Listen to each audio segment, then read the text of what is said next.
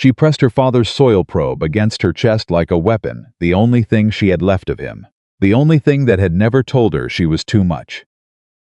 300 miles from home, stepping off a train into a town that was already laughing at her before her boots hit the platform, Abigail Turner made herself one promise. She would not cry until she had proven every single one of them wrong. She didn't know yet that the dying ranch waiting for her held a secret only she could read, and that reading it would change everything. If this story moves you, subscribe and follow until the very last word, then drop a comment telling me what city you're watching from. I want to see exactly how far this story travels. The telegram had been brief. Seeking capable woman for marriage. Montana ranch.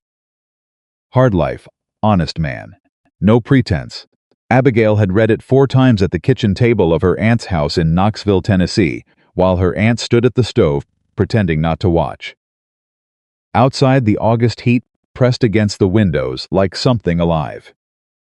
Inside, the silence between the two women said everything neither of them would speak aloud. Her aunt finally turned. "You're not seriously considering it?" "I am, Abigail." The word came out tired like a sigh wearing a name. "No cowboy out west is going to," she stopped herself. Started again. "You deserve better than becoming some stranger's burden." Abigail folded the telegram carefully and tucked it into her apron pocket. "He didn't say anything about a burden," she said. "He said capable." Her aunt had looked at her, then the way most people looked at Abigail, with that particular mixture of pity and affection that always made Abigail feel like something displayed behind glass. Something to be observed, something that didn't quite fit the shelf it had been placed on. 3 weeks later, she was on a train heading north and west, watching Tennessee become Kentucky, become Missouri, become something wide and pale and relentless. She did not sleep well on the train.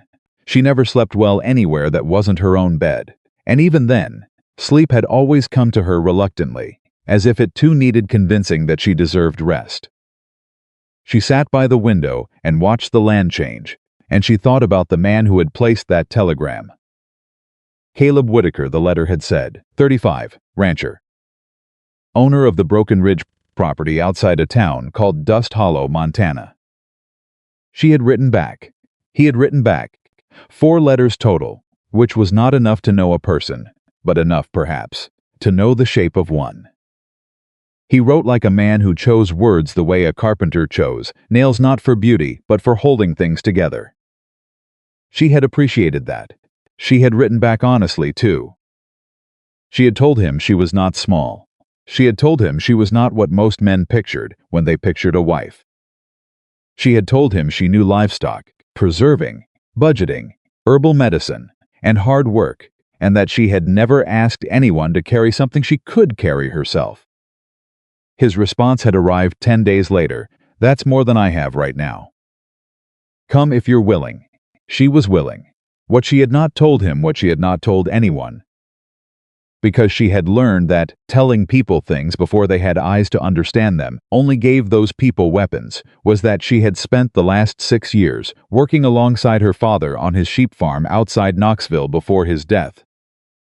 And those 6 years had taught her things that most twice her age did not know. About soil, about animals, about the particular language livestock spoke when they were in trouble. About the slow, patient reading of a situation that separated a farm that survived from a farm that didn't. She had not told Caleb Whitaker any of that. She had told him she was capable. She would let the rest speak for itself. The train arrived at Dust Hollow's small depot at 2:30 in the afternoon. Abigail stood in the aisle and waited for the other passengers to move. She always did this, waited not because she lacked confidence, but because she had learned long ago that the world was not designed for her body's width. And moving through it required patience and a specific kind of dignity that looked, to outside observers, like politeness. She carried her satchel on one arm and her larger traveling bag in the opposite hand, and she stepped down onto the platform with the deliberate steadiness of a woman who had stopped caring whether her entrance looked graceful. It did not. She heard it before she had fully turned around. A child somewhere behind her whispered something she couldn't make out. A woman laughed not loudly but pointedly, the way laughter was sometimes used as a door closing in someone's face.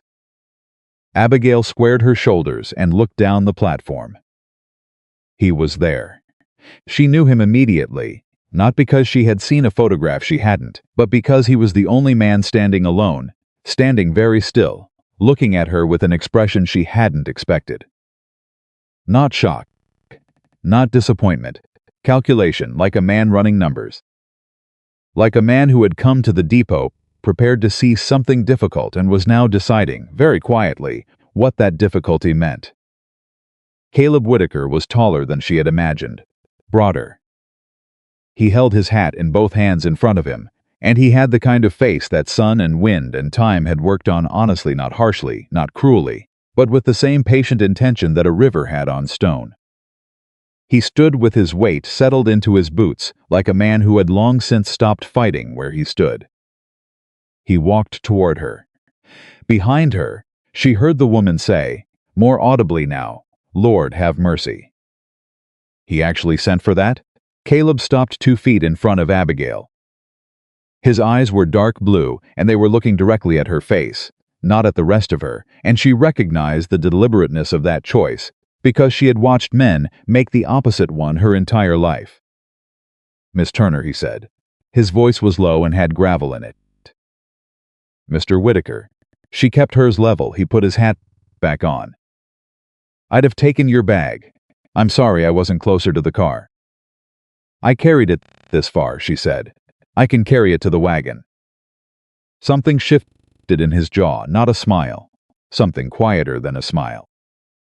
He reached out anyway and took the larger bag from her hand before she could argue, turned and started toward the far end of the platform. She followed him. Behind her 2 women were talking now, not whispering. Abigail heard the word enormous. She heard the word shame. She heard a man say something she did not catch, followed by a burst of laughter from at least 3 people. She kept walking. Caleb did not speak much on the drive out to the ranch. The wagon moved along a rutted road that cut through land that was, she thought, brutally beautiful, in the way that things were beautiful when they didn't care whether you found them so. Hills rolled brown and gold under a sky that went on past the edge of credibility. The sun was still fierce at this hour, and it lit the dust from the wagon wheels into something almost golden. She let the silence sit between them for a while. She had learned to read silences, too. This one was not hostile, it was burdened. After about 15 minutes, she said, "Tell me about the ranch." He glanced at her. "What do you want to know? What's the actual situation?" He looked back at the road. "Then, honest situation?" "I didn't come this far for anything else," he told her. He told her the way a man told a doctor about a wound he'd been ignoring reluctantly, flatly, leaving out no essential detail. The past 2 years had taken nearly a third of his herd to a combination of drought and fever. The land itself was dry in places it hadn't been dry when his father worked it. He'd borrowed against the property through First Mountain Bank in town, and the loan was now 31 days from final call. He had 17 head of cattle remaining, 3 horses, 1 hired hand named Dobbs who was 63 years old and worked out of loyalty more than any wage Caleb could currently offer, and a house that needed its east-facing wall repaired before winter. He said all of this without looking at her. When he finished, she said, "How much is the loan?" He told her. She didn't react to the number. She filed it. "Who's the banker?" she asked. "Samuel Price." She nodded. "And your pasture, how are you rotating the remaining herd?" That made him look at her again, more fully this time. "I'm keeping them on the north field mostly. South field burned 2 summers ago." Didn't fully recover. "How long since you tried the south field?" "Grass was thin." "Thin isn't dead," she said. "Did you test the soil?" The wagon slowed slightly, though the horse had not changed its pace. It was Caleb's hands on the reins, an unconscious response.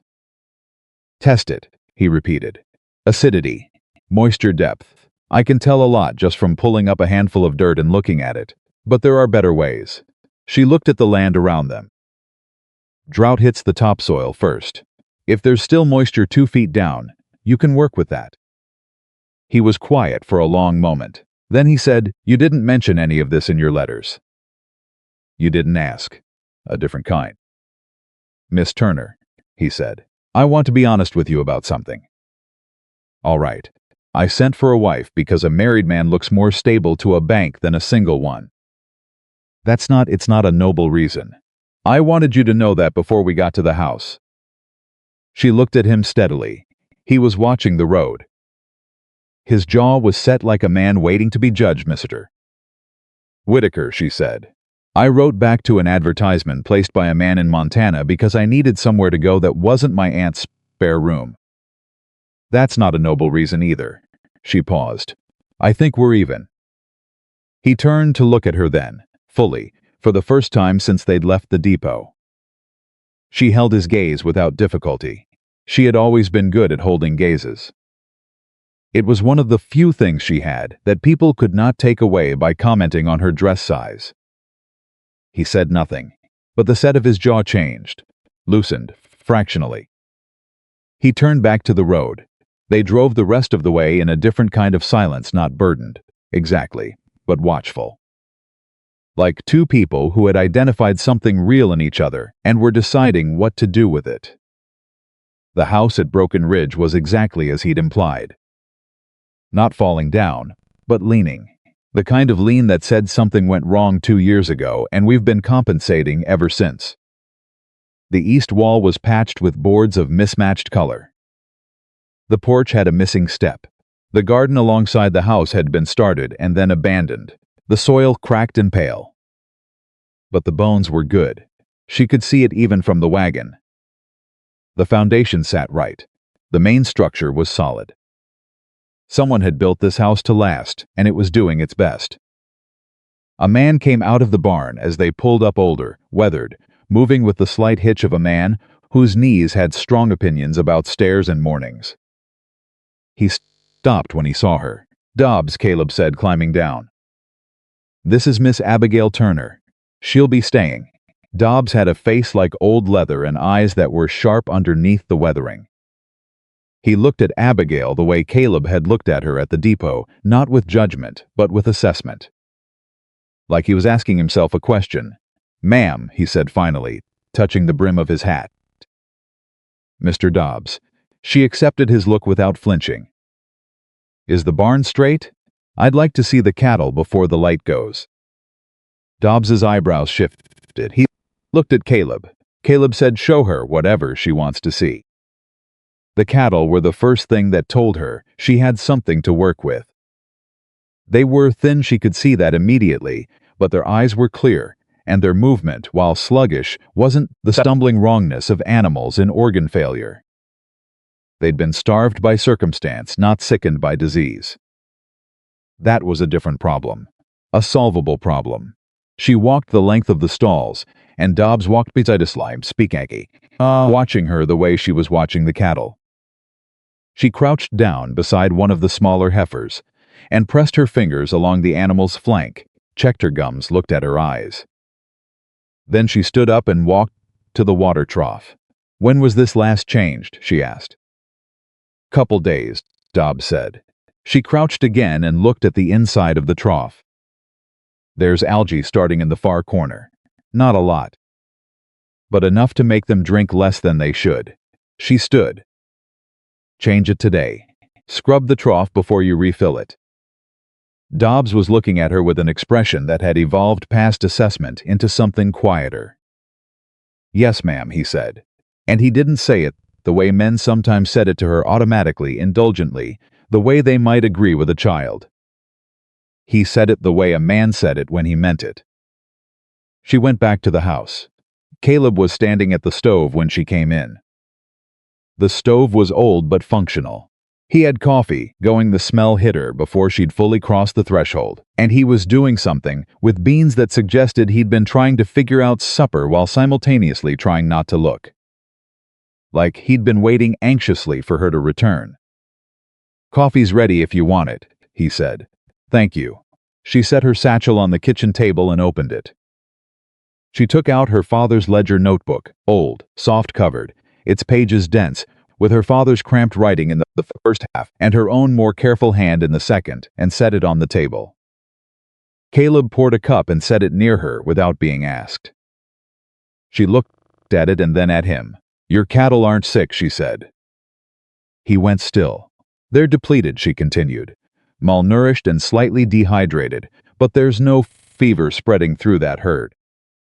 I'd have smelled it if there was. You haven't lost them to disease.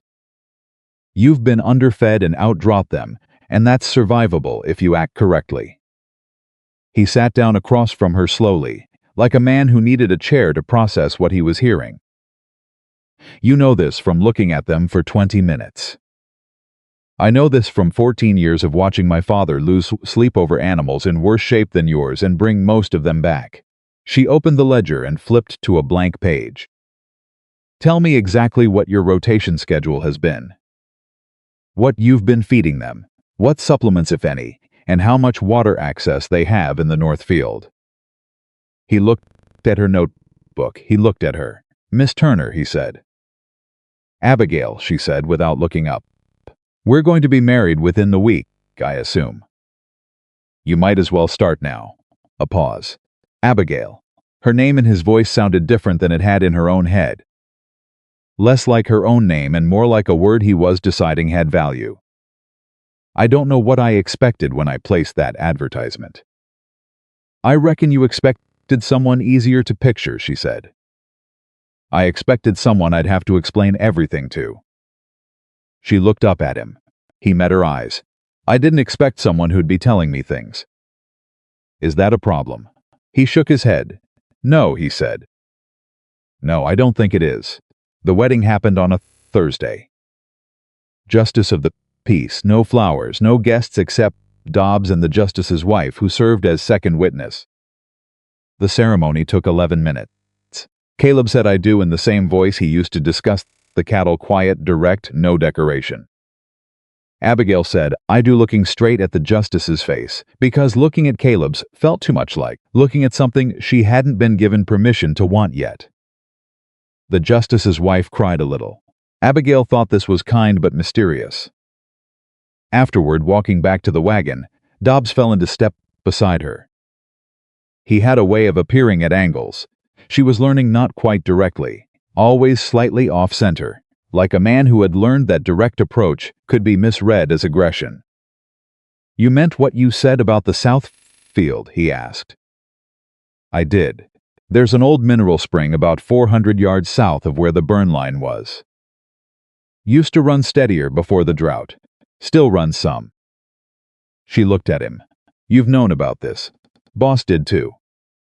His father used it. Dobbs was quiet a moment. Caleb's been so fixed on what he's losing, he stopped looking at what's still there. She filed that too. The South Field was not dead. She went out to it herself the next morning at first light. Carrying one of her father's old soil probes, a narrow iron rod with a hollow core that her father had made himself, and that she'd carried in the bottom of her traveling bag, wrapped in an old flour sack, because she didn't know what she was walking into, and she never went into an unknown situation without her tools. The surface soil was thin and pale and crumbling, but 2 feet down, when she pulled the probe and examined what came up in the hollow core, the color changed. Darker. Still some moisture, still some life in it. She pressed her fingers into what came out and rubbed it together. Felt the grain of it. Smelled it. Her father used to say that soil smelled like either a promise or a lie, and you had to know the difference. This smelled like a promise that had been left on hold. She walked the whole South Field. She found the spring Dobbs had mentioned reduced to a trickle now, but running. She followed its course. She pulled soil samples every 100 yards and tagged them with torn strips of the old flour sack. By the time she walked back to the house, the sun was fully up, and Caleb was standing on the porch with a coffee cup and an expression that was working very hard to be neutral. You were up before 4, he said. I was. She climbed the porch steps. I need paper. And I need to know who in this town sells stock feed, what it costs, and whether there's a discount for buying in bulk. He stared at her. Also, she said, your south field isn't dead. It needs work, but it's not dead. And if you reroute the spring even partially, you can get grass growing in the eastern quarter of it by fall. Not enough to solve everything. Enough to buy time. He said nothing for a long moment. Then Abigail. What? Sit down and eat something first. She opened her mouth. You were up before 4, he said. And you've already walked what, a mile more? He held the door open.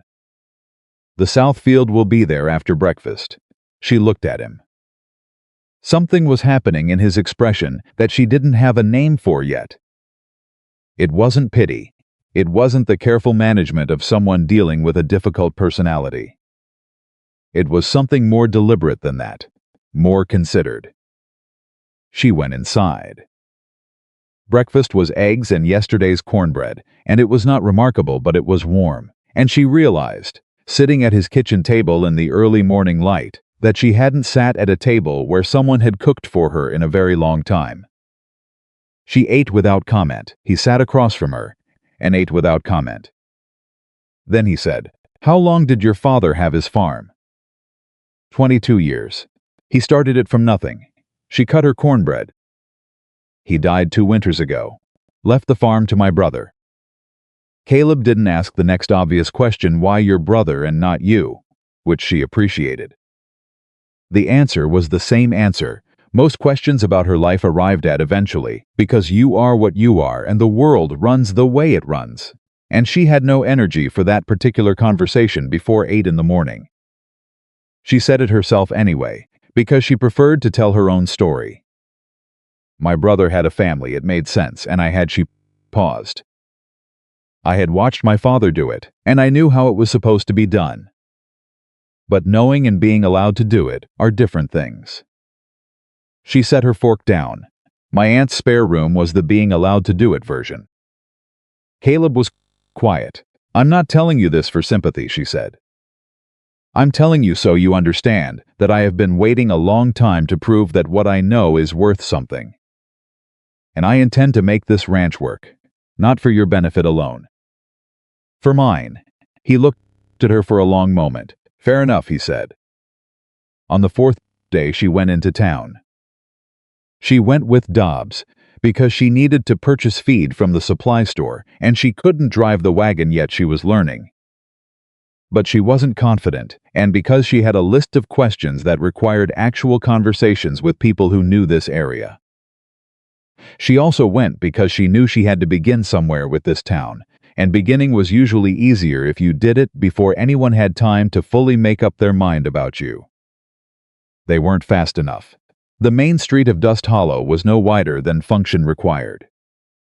There was a dry goods store, a bank with a freshly painted sign that read First Mountain Bank Samuel Price, proprietor, a barber shop, a feed store, and a 2-story building whose sign said Bellamy's Boarding House and Dining. At the far end, a church with a crooked weather vane. People watched her the way people always watched her to places first, with peripheral vision, then more directly when they assumed she wasn't looking back. She was always looking back.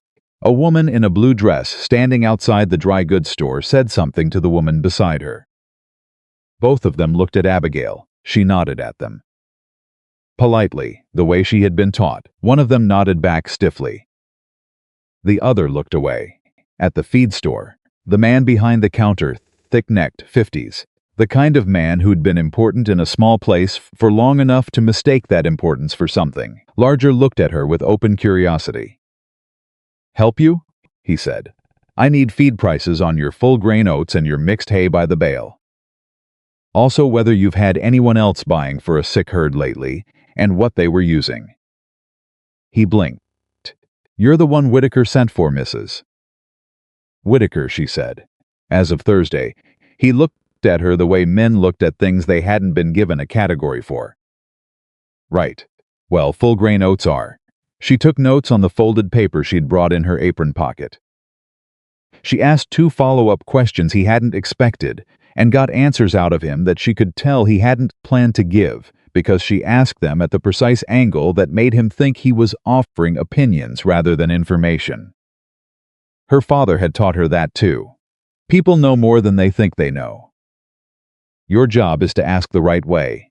When she turned to leave, a man was standing near the door who hadn't been there when she'd entered. He was well-dressed in the self-conscious way of men, who wanted others to notice they were well-dressed, good coat, clean hat, a watch chain with too much flash. He was watching her with an expression she recognized too, though she'd seen it in a different form before, the particular look of a man assessing not a person but a variable. "You're Whitaker's new wife," he said. "I am," she said. Samuel Price. He didn't offer his hand. He was watching her, the way someone watched a card on a table they were trying to figure out how to pick up without touching it. "Whitaker mentioned me?" "He did." "Then you know about the loan." His voice was pleasant in the way that meant nothing. "I do. 31 days, he said, unless the payment situation changes." He paused as if giving her time to absorb this. "I want you to understand the reality of what you've come into, Mrs. Whitaker. I've given that man every accommodation I can legally give. The ranch isn't salvageable. He knows it. I suspect he hasn't told you the full picture." Abigail looked at Samuel Price for a moment. He was the kind of man who said, "I want you to understand," and meant, "I want you to accept." "He told me everything," she said. "I doubt that." "You can doubt it," she said pleasantly. "That won't change what he told me." She tucked her paper back into her apron pocket. 31 days is more than enough." Price's expression shifted. Something moved behind his eyes that hadn't been there before. "Mrs. Whitaker, enjoy your afternoon, Mr. Price." She walked past him and out into the street, and she felt his stare on her back like a hand pressing against a door that wasn't quite latched. Dobbs was waiting with the wagon. He took one look at her face and said, "Price?" "He came to tell me the ranch isn't salvageable." Dobbs made a sound low in his chest. "He's been saying that for 6 months. He said it to the wrong person this time." She climbed up onto the wagon seat and settled herself. "Let's go. I need to get back and look at those soil samples again." It was 11 days later that the cattle began showing the first signs of change. She had spent those 11 days in a sustained, focused effort that she could feel in every joint by evening, but that she woke up early for every morning, because this was what she had always known how to do and had never been given space enough to do it fully. She had adjusted the feed ratios slowly, carefully, the way her father had taught her. You don't fix malnourishment fast, you fix it by degrees, because a system that's been starved will reject abundance if it comes too suddenly. She had cleaned and repositioned the water troughs. She had spent 2 full days clearing a channel for the spring's trickle, she and Dobbs together, Caleb joining them on the second afternoon without being asked, the 3 of them working in a quiet that had some understanding in it. She had treated 2 of the younger heifers with a poultice her father had used for joint swelling and watched them with the sharp attention of a woman who knew that watching was sometimes the most important work. On the 11th morning, one of the young bulls who'd been too lethargic to do more than stand at the edge of the group walked deliberately to the water trough, the clean one, the repositioned one, and drank at length. Dobbs, standing beside her, said nothing. Then he said, "There it is." She nodded. "You knew it would work," he said. "It was not a question." "I knew it was the right thing to try," she said. "Knowing it would work is different. I've lost animals I thought I could save." She watched the bull drink. "But yes, I had a good feeling about this one." Dobbs was quiet for a moment. "Caleb needs to see this. Caleb will see it in his own time. He's at the east fence today. Repairing." Dobbs looked at her sidelong. "You could tell him." She started to say she'd let him come to it naturally. She started to say it didn't require a specific announcement. She started to say a lot of things that were true, and that were also, she recognized, a way of keeping a distance she was no longer entirely sure she wanted to keep. "All right," she said instead. "I'll go tell him."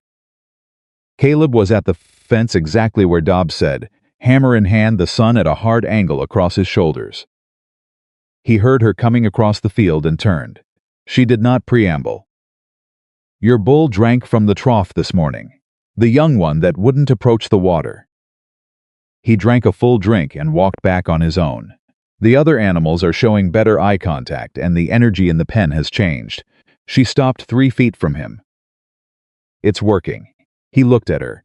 He had been doing this more really looking. Not the quick assessment of the depot or the careful observation of the first few days. Something slower. Something she wasn't entirely prepared for from a man who used words the way he used them. He said, "You're sure? I'm not a woman who says things she isn't sure about." He turned the hammer in his hand once, slowly, and then set it on the fence post. He looked out across the field toward where the cattle were, though they weren't visible from this distance. 11 days, he said quietly. It's a beginning. Not a solution. There's a great deal more to do. She kept her voice practical. She was good at keeping her voice practical, but I wanted you to know that it's going in the right direction. He turned back to her. His face was doing something she'd only seen it do in pieces before, the jaw not quite set, the eyes something she still didn't have a full word for. It had none of the quality of pity in it.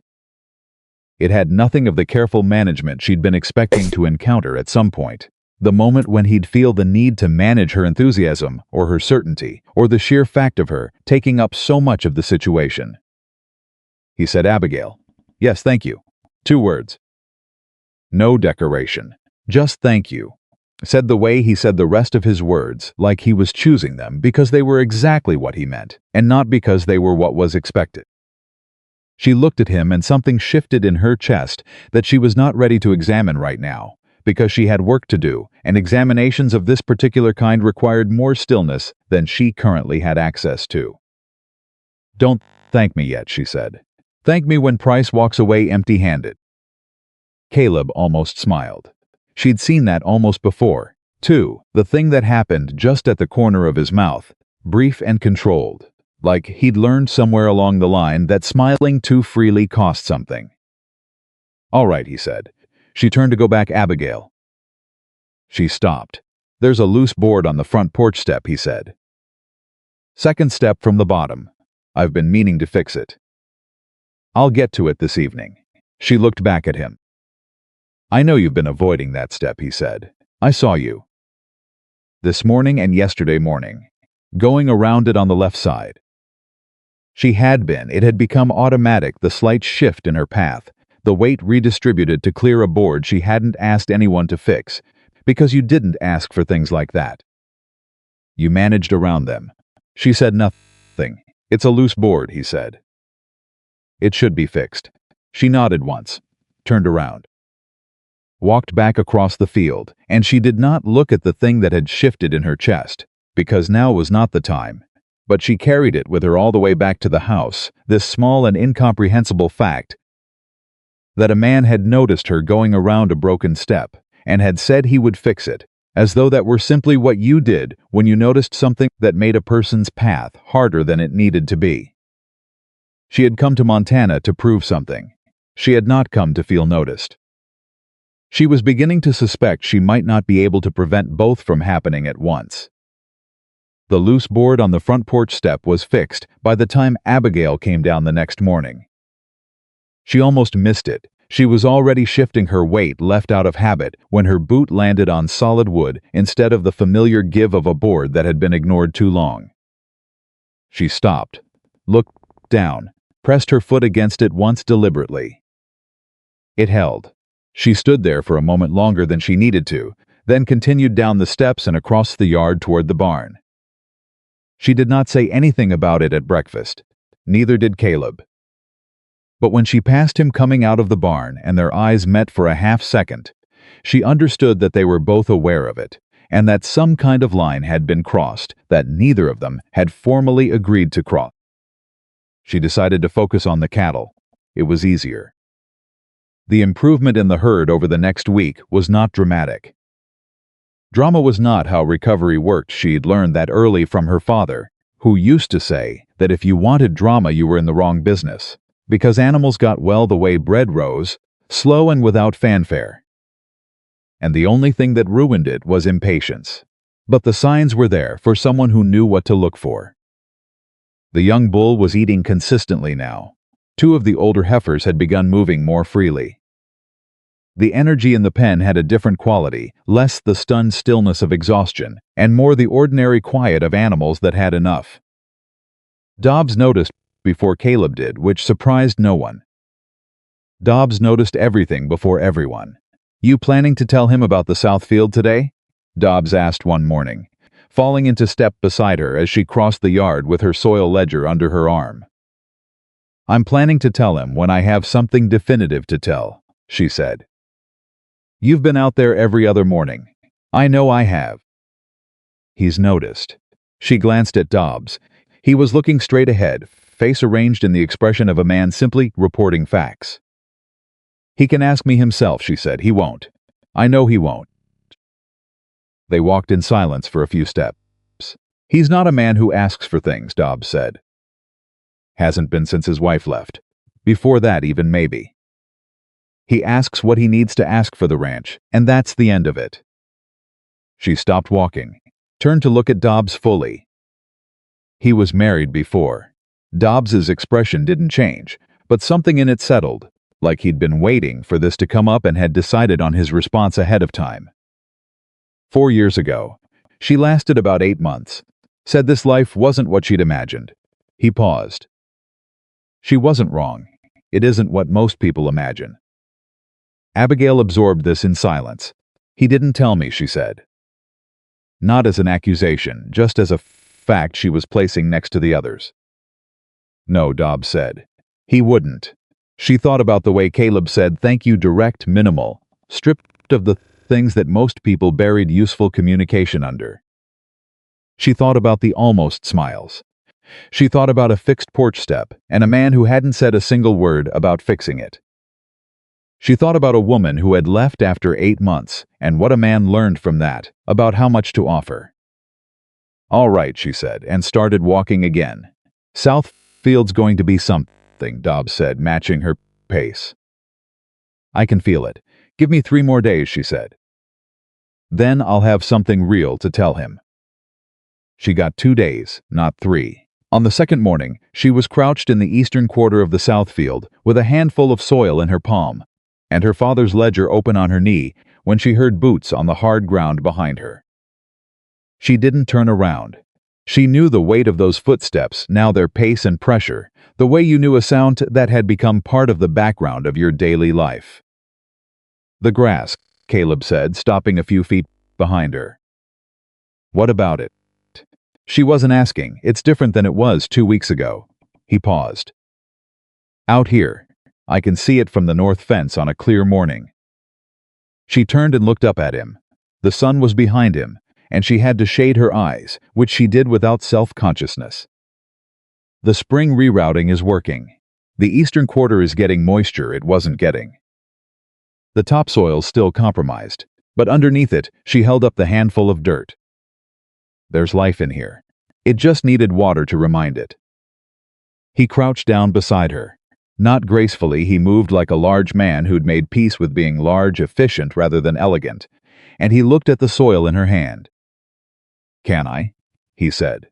She tipped her palm and he took a small amount, rubbed it between his fingers the way she'd shown him, unconsciously, a few mornings ago when she'd done it in front of him. He pressed it, felt the grain of it. "It's different," he said quietly. "It's alive," she said. "I told you." He looked at her then, and this close she could see the thing in his face that she hadn't had a word for yet. She was beginning to get one. It wasn't admiration, exactly, though it had some of that quality. It was something more specific, the look of a man who had been carrying something alone for so long that discovering he did not have to carry it alone had become, itself, something he didn't entirely know what to do with. He said, "I owe you an apology." She blinked. "For what?" "For not telling you about the first loan extension." He set the soil back down and dusted his hands on his jeans. "Price gave me an extension in February, 6 weeks. I didn't tell you in my letters because," he stopped. "Started again. 'Cause I thought if you knew how bad it truly was, you wouldn't come." She looked at him steadily, And now I think you'd have come anyway. He met her eyes. And I think you deserved the full truth. The honesty of it landed in her chest in a way she hadn't expected, not as warmth, exactly, but as something heavier and more sustaining than warmth. The truth had weight.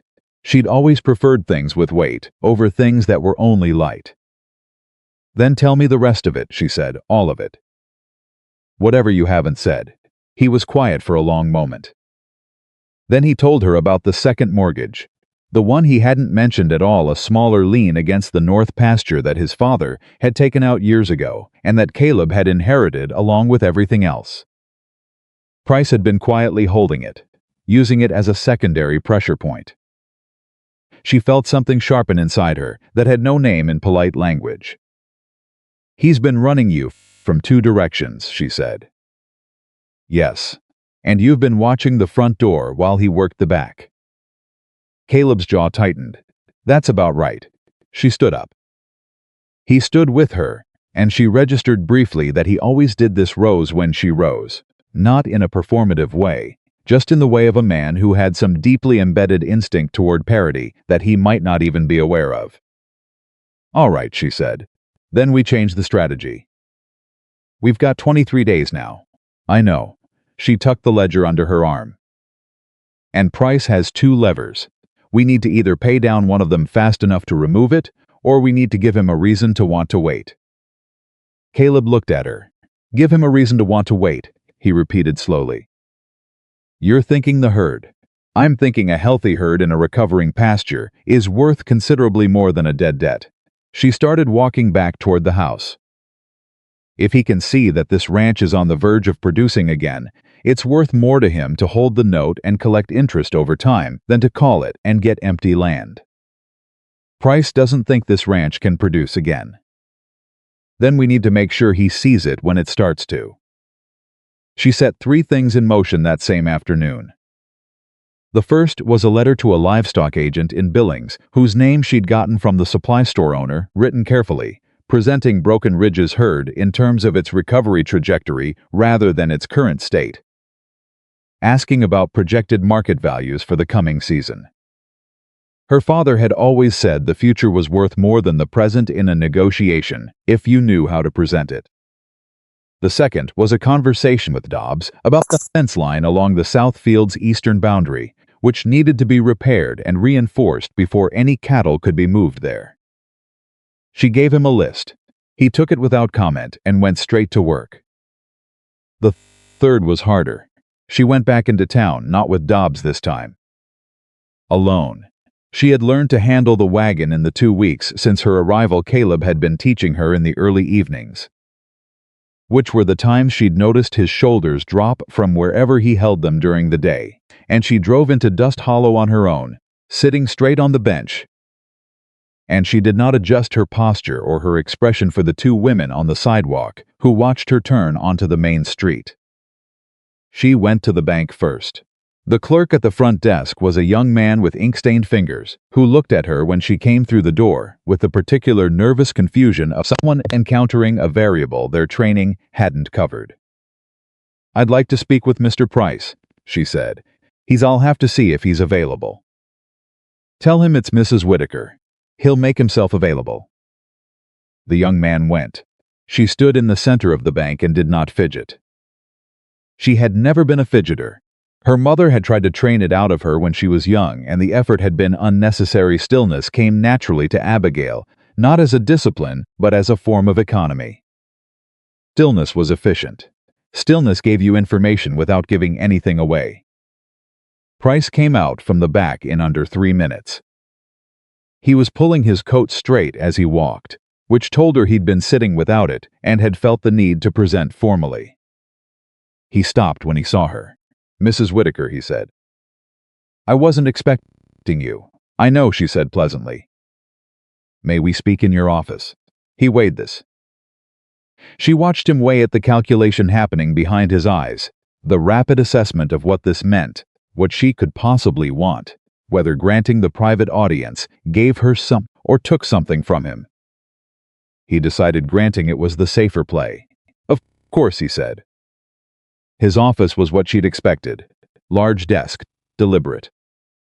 Papers organized in a way designed to project authority. A painting on the wall that cost more than it needed to cost. He sat. She sat. He folded his hands on the desk. "How can I help you?" he said, and meant none of it. "I want to discuss the secondary lien," she said. His expression didn't crack. He was good. She gave him that. "Your husband discussed the loan terms with you." He did, including the secondary note on the north pasture. "The one you haven't mentioned publicly." She kept her voice neutral. Factual. The way her father had taught her to talk about money without emotion, because emotion in money conversations was a lever you handed to the other side. "I'd like to know the exact terms and the current outstanding amount." Price studied her. She let him study her. She had nothing to hide in this office, and they both knew it. He named a figure. She wrote it in her ledger, without blinking. "And the primary note," she said. "The same."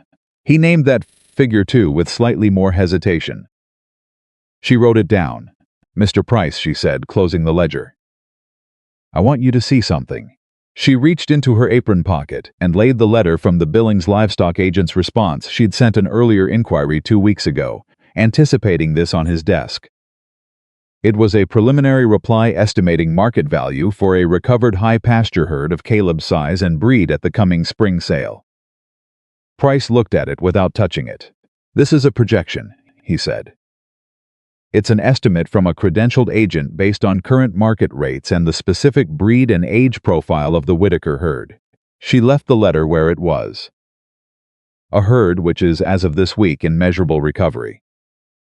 "Recovery," he repeated. His tone managed to convey deep skepticism while remaining technically polite. "The south field is being prepared for expanded grazing. The spring rerouting has restored moisture to the eastern quarter. The existing herd's health indicators have improved consistently over the past 2 weeks." She met his eyes. "By the time your note comes due, Mr. Price, you will have the choice of forcing a sale on land that is actively recovering, which will yield you less than the note value, or extending by 60 days and allowing the ranch to demonstrate what it can produce." Price picked up the letter now. "Read it. Set it down." "You've been there 2 weeks," he said. "I have. And you're telling me the Whitaker Ranch is suddenly salvageable." "I'm telling you the evidence of what's happening on that land," she said. "You can go look at it yourself if you'd prefer your own assessment." He looked at her for a long moment. She watched the calculation run. "I'll consider it," he said. She stood. "I'll be back in 1 week with updated figures." She walked out of his office, through the bank, and out onto the street, and she stood in the afternoon sun for approximately 5 seconds before the reaction hit her, not fear, because she hadn't been afraid in there, but something adjacent to fear, the body's way of acknowledging that it had just done something that mattered. Her hands were not shaking. She checked. They were not. She got back in the wagon and drove home. She didn't tell Caleb where she'd been. Not immediately. She came back, changed into her work clothes, went to check on the eastern quarter, came back again. Made supper. She had taken over the cooking, not because anyone had asked, but because she was better at it, and because having something practical to do in the evenings kept her anchored, and she and Caleb and Dobbs ate with the window open and the last of the daylight coming through. It was Dobbs who said, looking at her over his coffee cup, "You went to town." "I did. I can drive the wagon now." Caleb set his cup down. He looked at her with the particular careful attention he used when he was deciding how to ask something. "Price?" he said. She looked at him. "He'll have heard by now that you were there," Caleb said. "He has eyes on this street." She put her coffee down. And then she told them both all of it. The figures, the livestock estimate, the terms she'd laid out. She told it plainly, in order, without editorializing. The same way she'd told Price, because information deserved to be told clearly. When she finished, the kitchen was quiet. Dobbs was nodding slowly, the kind of nod a man made when a thing he'd been suspecting turned out to be true. Caleb was not nodding, he was very still. You walked in there alone, he said. Yes. And you laid out our full financial position. I laid out what he already knew, she said. He holds both notes, Caleb. He's had our full financial position for 2 years. I didn't give him anything he didn't have. I just changed what he thought he could do with it. Caleb pushed back from the table, stood up, walked to the window. She watched his back, the tension in it, the particular set of his shoulders that she'd learned, meant he was working something through. You should have told me first, he said. You're right, she said. That stopped him. He turned. I should have told you first, she said again. That was my decision to make alone, and it wasn't. This is your ranch and your name on those notes, and I went in there and laid out a strategy without consulting you, and that was wrong. She held his gaze. I'm telling you now because you deserve to know, not because I think I was wrong about what I said to him. He stared at her. Are you angry, she asked. A long moment. No, he said. His voice had a rough edge to it. No, he stopped. Turned back to the window. God, no. I'm not angry. Dobbs quietly picked up his cup and took it to the sink and then very deliberately went outside, and the screen door made a soft sound behind him. Caleb stayed at the window. Abigail stayed at the table. The light through the window was the last of the day, going orange and long-shadowed.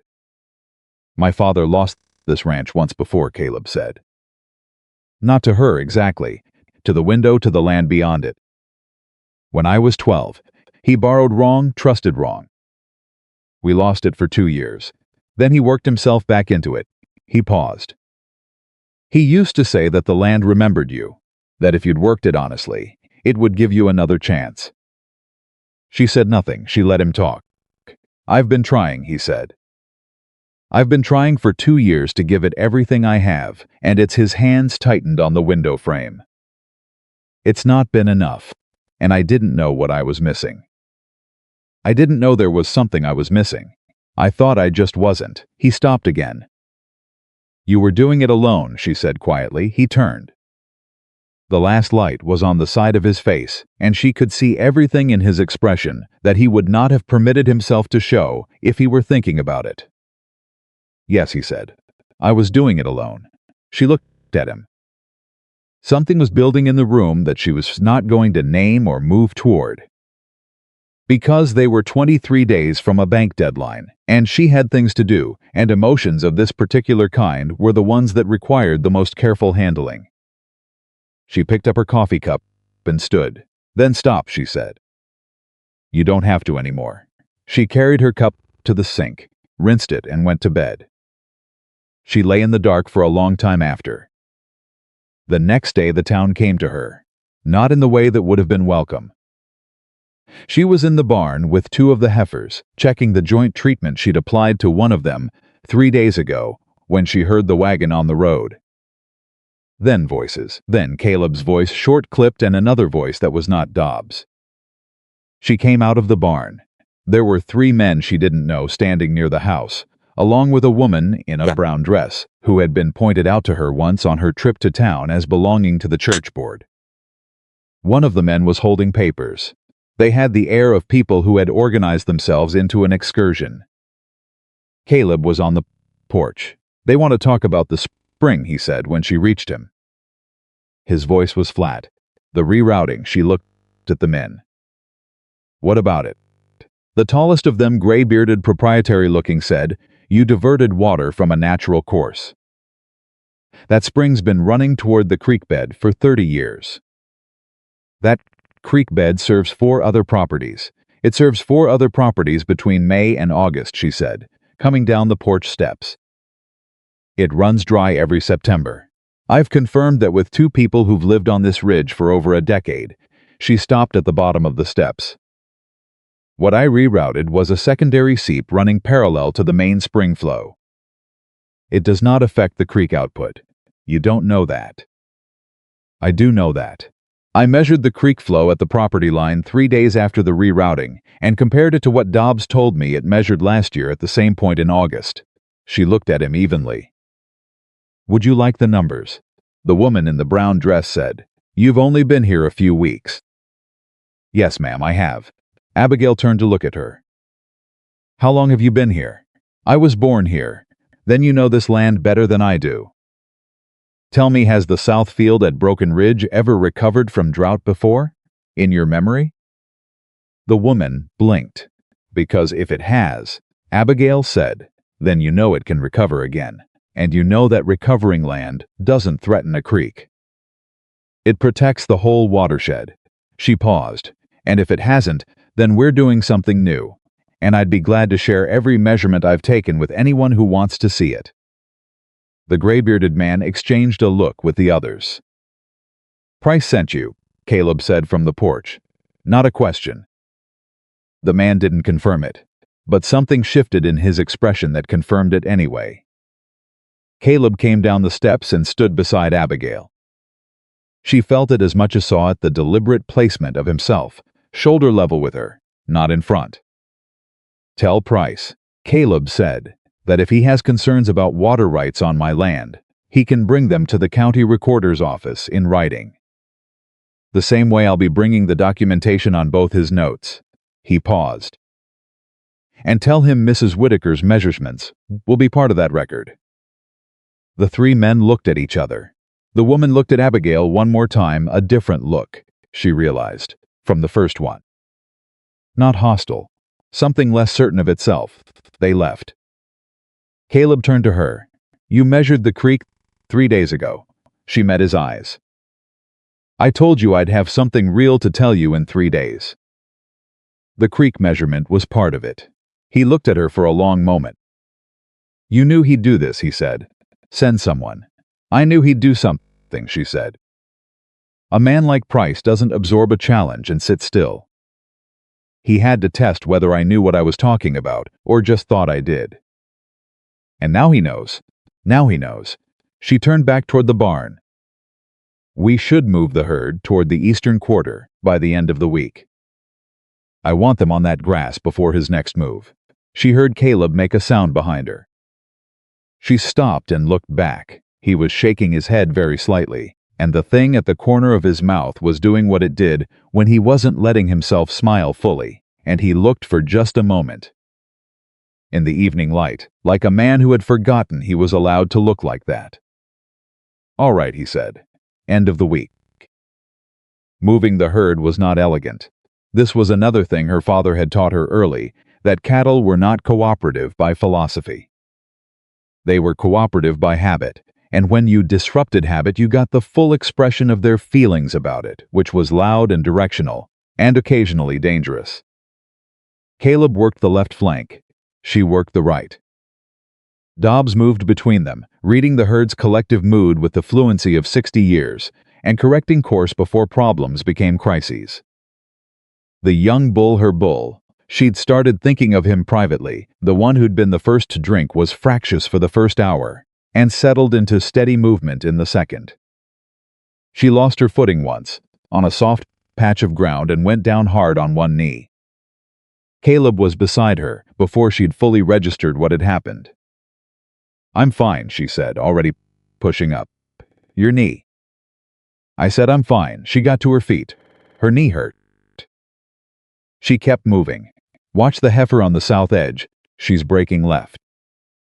He looked at her for 1 second longer than the situation required, then turned to the heifer. They finished the move in 3 hours. When the gate was closed and the herd was in the eastern quarter, not enthusiastically, but acceptingly, Abigail sat down on the fence rail and breathed for a moment. Her knee ached with real sincerity. Her shoulders had opinions. She had opinions back at them. Dobbs appeared beside her with a water canteen and said nothing, which was one of his most valuable qualities. Caleb came around the fence and stopped in front of her. "Let me see your knee," he said. "It's bruised. It doesn't need to be seen." "You went down hard." "I've gone down harder." She looked at him. "Caleb." "Abigail. I've been falling and getting up my entire life," she said. "I know the difference between hurt and damaged. This is hurt." She held his gaze. "I would tell you if it were otherwise." He studied her face. She let him. She was becoming used to being studied by him. It was different from being looked at, she'd decided. Being looked at by most people had the quality of measurement. Being studied by Caleb had the quality of trying to understand something. "All right," he said. He didn't move away immediately. He stood there another moment, looking at her in the fading afternoon, and then he turned and went to water the horses. Dobbs handed her the canteen without comment. She drank. Overhead, the sky was going the particular shade of late summer gold that she was starting to associate with this place, not Tennessee gold, not anything she had a word for yet, but something that belonged here, on this ridge, in this air. She was beginning, she realized, to have things she associated with this place.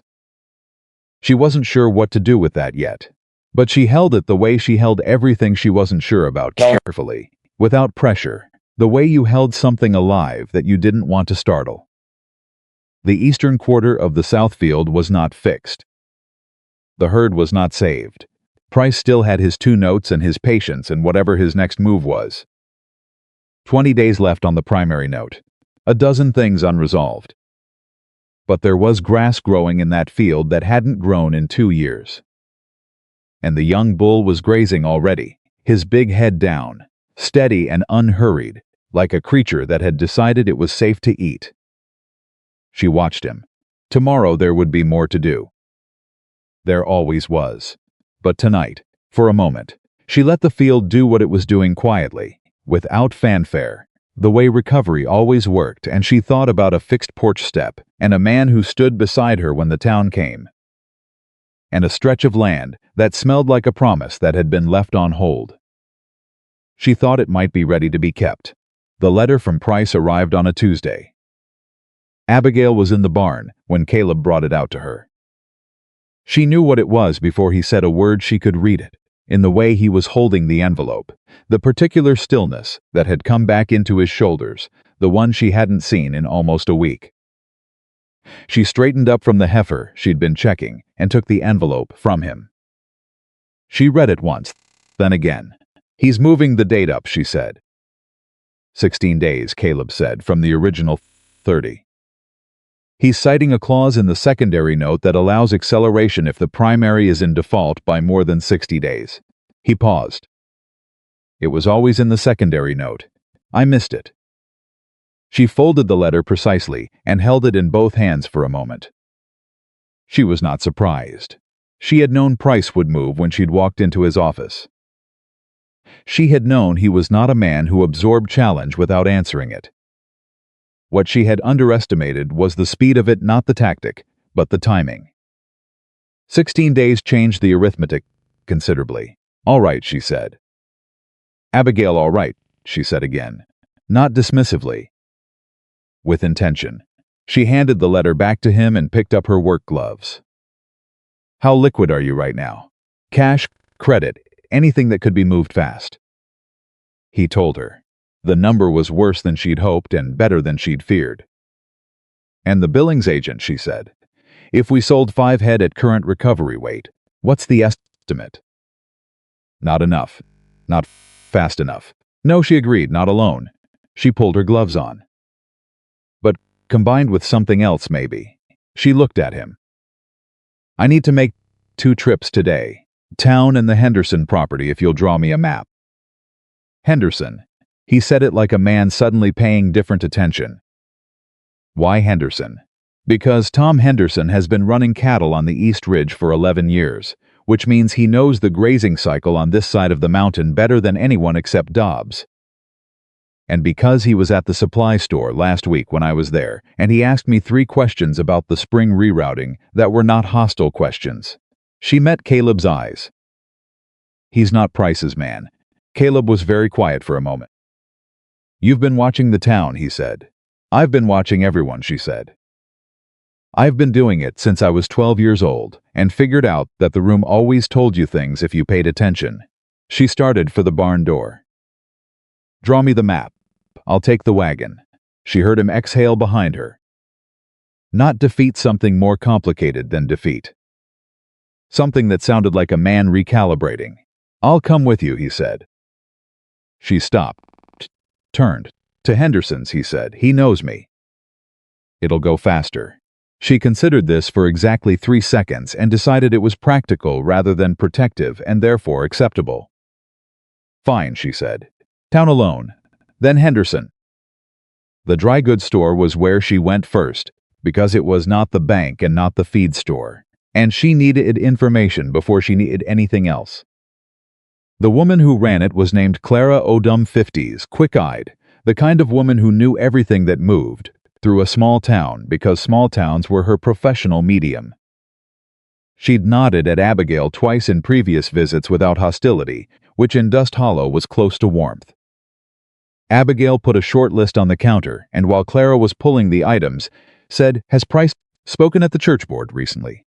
About the Whitaker property?" Clara's hands didn't stop moving. "You're direct," she said. "I find it saves time." Clara glanced at the door. Then back. He spoke to the deacon 2 Sundays ago. Something about the property going to auction if the loan called. She set a jar on the counter. He was talking like it was settled. "It isn't settled," Abigail said. "I can see that." Clara looked at her fully now, a real look, the kind that assessed rather than judged. "You've been there, what, a month? 5 weeks, and the Southfield." Clara shook her head slightly. "My husband rode past it yesterday. Said the color was different." "It is different." Abigail held her gaze. "Mrs. Odom, I'm going to ask you something, and I want you to tell me honestly if it's something you'd be willing to consider." Clara waited. "If this ranch proves it can produce," Abigail said, "and Price tries to take it anyway, will the town stand by and let him?" A long silence. "Dust Hollow has stood by while Price did a number of things," Clara said carefully. "I know. I'm asking about this one." Clara put the last item on the counter. She looked at Abigail's hands, work-worn, capable, calloused at the palms, in the way of someone who had been doing real labor since before they were old enough to decide about it. "Come to the church meeting Thursday evening," she said. "Bring your numbers. Not everyone in this town is Price's." Abigail paid for the items, thanked her, and left. She sat in the wagon for a moment before driving to meet Caleb. Thursday. That gave her 2 days to build something worth presenting. She ran the numbers in her head. She had always been able to do this, hold figures in her mind and move them around like pieces on a board, which was a skill that had seemed unremarkable to her until she'd watched other people struggle with it and understood it was less common than she'd assumed. She drove to meet Caleb at the edge of town. Tom Henderson was a large man with a sun-dampened face and the kind of handshake that was a test you didn't know you were taking. He shook Abigail's hand the same way he shook Caleb's, which she noted. They sat at his kitchen table.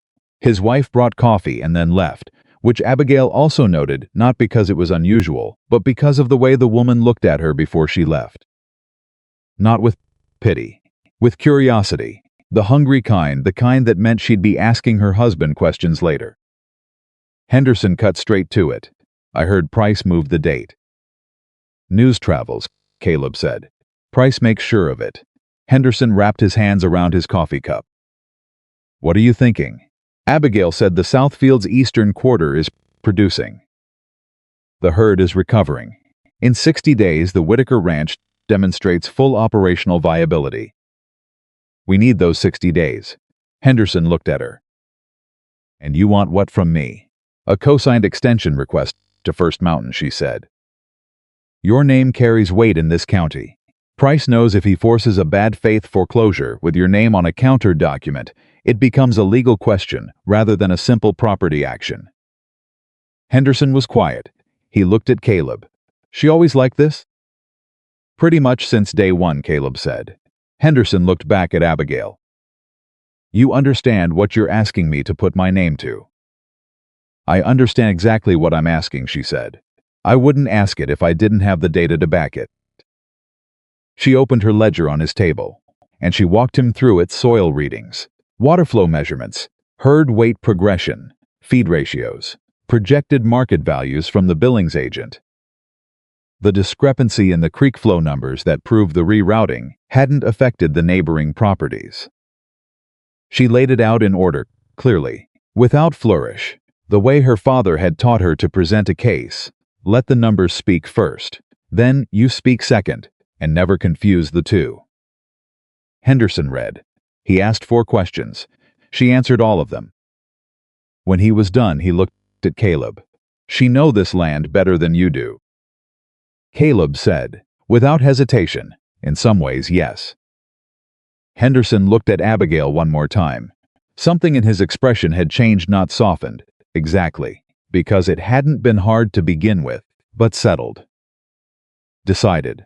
Thursday, he said. Church meeting? You heard about that too, Abigail said. My wife's on the board. He almost smiled. Bring your ledger. I'll be there. She had 12 days left when Thursday arrived. The church meeting was not what she'd expected, and also exactly what she'd expected, which was a contradiction she'd learned to accept about rooms full of people who all wanted different things. There were 14 people when she arrived with Caleb. By the time Clara Odom called the meeting to order, there were 22. Abigail recognized a few faces: the feed store owner, 2 women from the street who'd watched her with varying degrees of judgment, an older man she'd seen outside the barber shop. Henderson sat in the 3rd row, with his arms crossed and his face doing nothing, which she'd already learned meant he was paying maximum attention. Price was not there, but she counted at least 2 people in the room who would report back to him before morning. Clara introduced her with economy. Mrs. Whitaker has asked to speak.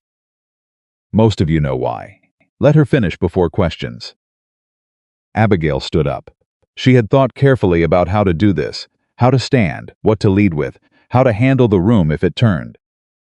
She had decided in the end to do it the only way she knew how, which was directly. Broken Ridge Ranch is not failing, she said. It was failing. It isn't now. I'm going to show you exactly why, and then I'm going to tell you what happens to this county if Samuel Price takes that land. The room was quiet. She opened the ledger. She talked for 20 minutes. She showed the soil data. She showed the herd progression. She showed Henderson's co-signed extension request. She showed the creek flow numbers, and she said clearly, without making it an accusation, that the water rights objection that had been brought to the Whitaker property 2 weeks ago was not supported by those numbers, and that the people who brought it might want to know that. 2 of the people who'd been part of that delegation were in the room. One of them looked at his hands. The other looked at Abigail, with an expression that was working through something. Then a woman in the back, gray-haired, sharp-faced, someone Abigail didn't know, said, "What happens when Price calls the note anyway?" Abigail said, "Then we take it to the county recorder with every piece of documentation I've just shown you as evidence of an actionable property in recovery, and we ask a judge whether a 60-day extension is reasonable." She paused. "And we ask that judge to look at the secondary note acceleration clause and whether its application in this specific instance was in good faith." The gray-haired woman said, "You think it wasn't." "I think the timing is worth examining," Abigail said. The room stirred. Clara Odom's in the front. "What do you need from us?" "Witnesses," Abigail said. "People who've seen the Southfield. People who can speak to the herd's condition before and after. And anyone who's had their own dealings with First Mountain Bank that they believe were not conducted in good faith." She looked around the room. "I'm not asking you to fight Price. I'm asking you to tell the truth about what you've seen." The room was quiet for a long moment. Then Henderson uncrossed his arms. "I've seen the Southfield," he said. "I'll say so to anyone who asks." The feed store owner said, "I've got records of what I've sold Whitaker this past month.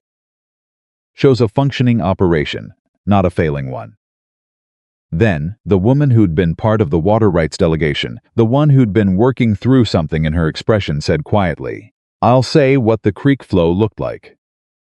It wasn't what Price told us it was." The room shifted.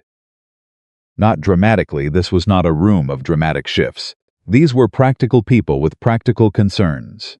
And they were moving like the Eastern Quarter had moved slowly, because real things moved slowly. But it shifted. Caleb, sitting beside Abigail, said nothing. He had said almost nothing all evening. But when she sat down, she felt his hand on the bench between them, not touching hers, but close enough that she was aware of it the way you were aware of heat. She looked at him. He was looking at the front of the room. His jaw was doing the not quite set thing. His eyes were doing the thing she had finally found a word for, or close to one, witnessed. Like a man who was watching something, and understanding that he was watching it, and that the understanding itself was important. She looked away. 12 days. She was halfway back to the ranch when the storm hit. It came fast the way storms came on the mountain, with very little warning and total commitment. The sky had been clear when they'd left the church, and by the time they were 2 miles out, it had gone the color of a bruise, and the wind had picked up from nothing to something serious than 10 minutes. Caleb pulled the wagon to the side of the road. "We need to go back." "We're closer to home than to town," she said. "The road floods in the low section." "How long do we have before it gets there?" He looked at the sky with the eyes of a man who'd been reading this particular sky for 35 years. 20 minutes. "Can we make it?" "If we go now." Fast. Then go he went. The next 15 minutes were not comfortable. The wagon moved at a pace it was not designed to move at, on a road that was already starting to respond to the first fat drops of rain that had begun falling, with the particular purpose of rain that meant business. Abigail held the bench with both hands, and did not say anything, because Caleb needed all his attention on the horse and the road, and there was nothing useful she could add to either. They made the low section with 4 minutes to spare by her estimate. By the time they pulled into the yard at Broken Ridge, the sky had opened entirely. Dobbs was already in the barn. He appeared in the doorway as they came in, took one look at them both, and said, "Herd's in. Closed the east gate an hour ago." He looked at the sky. Saw it coming. Of course he had. Abigail climbed down from the wagon, and her knee, the one she'd bruised moving the herd, which had been improving steadily, and which she had kept reading each evening, with a poultice she'd mixed herself, announced very clearly that the cold and the damp and the speed of the past 15 minutes had not been good for it. She didn't let it show, or she thought she didn't. Caleb was beside her before she'd fully steadied herself. Not taking her arm, he'd learned better than to take her arm without permission, but standing close enough that if she needed to grab something, he was something solid. "Knee," he said. "Not a question. Fine. It's not fine." "Caleb inside," he said. "I'll see to the horse." "Dobbs can help." She looked at him. He looked back. The rain was coming down hard enough now that both of them were getting wet standing here, arguing about it. "All right," she said. She went inside. She was sitting at the kitchen table with her skirt turned up, and the poultice applied, and the kettle on, when he came in 20 minutes later. She heard him stop in the doorway. She didn't look up. "It's better than it looks," she said. "It looks bad." "It looked worse a week ago." She looked up at him. He was wet from the rain, his hair darker with it, his face doing the studied neutral expression he wore when he had a lot of feelings he was managing. "Sit down, Caleb. You're making the room anxious." He sat down, across from her, the way he always sat, straight, weight settled, like a man who had decided where he was and was staying there. She poured 2 cups of coffee from the kettle and pushed one toward him. They sat in the sound of the rain on the roof, which was a sound she was learning to like, had started liking, actually, maybe a week ago, when she'd woken in the night to hear it and had felt something settle in her chest instead of the usual alertness she brought to unfamiliar sounds. "You did something tonight," Caleb said finally. "Several people did something tonight." "No," he shook his head. "They did it because you showed them how. Because you walked in there and laid it out so clearly that there was no room left for the comfortable story." He paused. "Price has been telling this town a story for 6 months. About me. About the ranch. You walked in there and he stopped." "And what?" she said. He looked at her. "And you told the truth louder." She looked back at him. She had been careful for 5 weeks. Careful with her distance, careful with what she let land, careful with the particular careful management of a woman who had learned that wanting things too visibly was a vulnerability that people used. She had been so careful. She said, "I did it because it needed to be done." "I know, and because this is my ranch too now." She kept her voice level. "My name is on the secondary note as co-holder. Price is coming after my property, same as yours." "I know that too. So there's no..." She stopped. Started again. "You don't need to look at me like that." "Like what?" he said. She shook her head. "Abigail." His voice had the particular quality it got when he was about to say something he'd been deciding for a while. "When you came off that train, don't," she said. He paused. "Don't tell me what you thought when I came off that train," she said. "I know what people think when they see me come off a train." "I don't need to hear it, and you don't need to say it." A silence. "I was going to say," he said carefully, "that when you came off that train, I thought I was seeing a woman who'd made a mistake. That I'd brought someone into a situation that was going to hurt her. He stopped. His jaw worked for a moment. That I'd been selfish enough to advertise for someone to help me save something that was already beyond saving, and that whoever answered that advertisement was going to pay for my selfishness." She said nothing. "I was wrong," he said. "About the ranch. About what you were walking into." He looked at his coffee cup. "And about what you were." She let the silence sit. "What did you think I was?" she said, and she kept her voice very steady, because this was important, and she needed to hear it clearly. He looked up at her. "I thought you were someone who needed saving." He said it simply, without flinching. "I was wrong. You're the one who does the saving, and I don't." He stopped again. Ran his hand across his jaw. "I don't know how to be the person who needed saving. I don't know how to do that without feeling like something's been taken from you," she said quietly. He looked at her sharply. "I know," she said. "I know what it feels like to need help and to have the needing of it used against you." She held his gaze. "I'm not using it against you, Caleb. I need you to know that." The rain on the roof, the fire in the stove, the 2 coffee cups between them. He said, "I know." And that was all, for a long moment. Then the sound came from outside, not the rain, but under the rain, wrong in the way that sounds were wrong when something had happened that shouldn't have. A low, bellowing quality. Distressed. Both of them stood at the same instant. "The east gate," Caleb said. The east gate had not been closed all the way. Or it had been closed and the storm had done something to it. The latch was old. Abigail knew this. She'd put it on the list of things to address, and hadn't gotten there yet, because when she and Caleb ran through the rain to the east pasture, the gate was open, and 3 of the herd were out, including the young bull.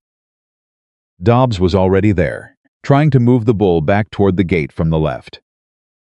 The bull was not interested in being moved. The storm had spooked him, and he had the fixed, distracted energy of an animal whose instincts had overridden its usual patterns. Caleb went right. Abigail assessed the situation in 2 seconds flat and went directly to the bull. Not around him. Directly to him. Abigail Caleb's voice had something in it she didn't have time for. She got to the bull's left shoulder, the side she knew, the side she'd spent the last 5 weeks approaching him from. Every day, consistently, until he'd stopped reacting to her approach and started anticipating it as something neutral. She put her hand on his neck, firm and steady, and said nothing, just applied pressure in the direction of the gate. The bull shifted. She kept her hand on him and walked. He walked with her. It took 4 minutes. When the gate was closed and properly latched, Caleb holding it while she worked the mechanism, she stood in the rain and looked at her hands for a moment. The knee was saying several things. She told it to be quiet.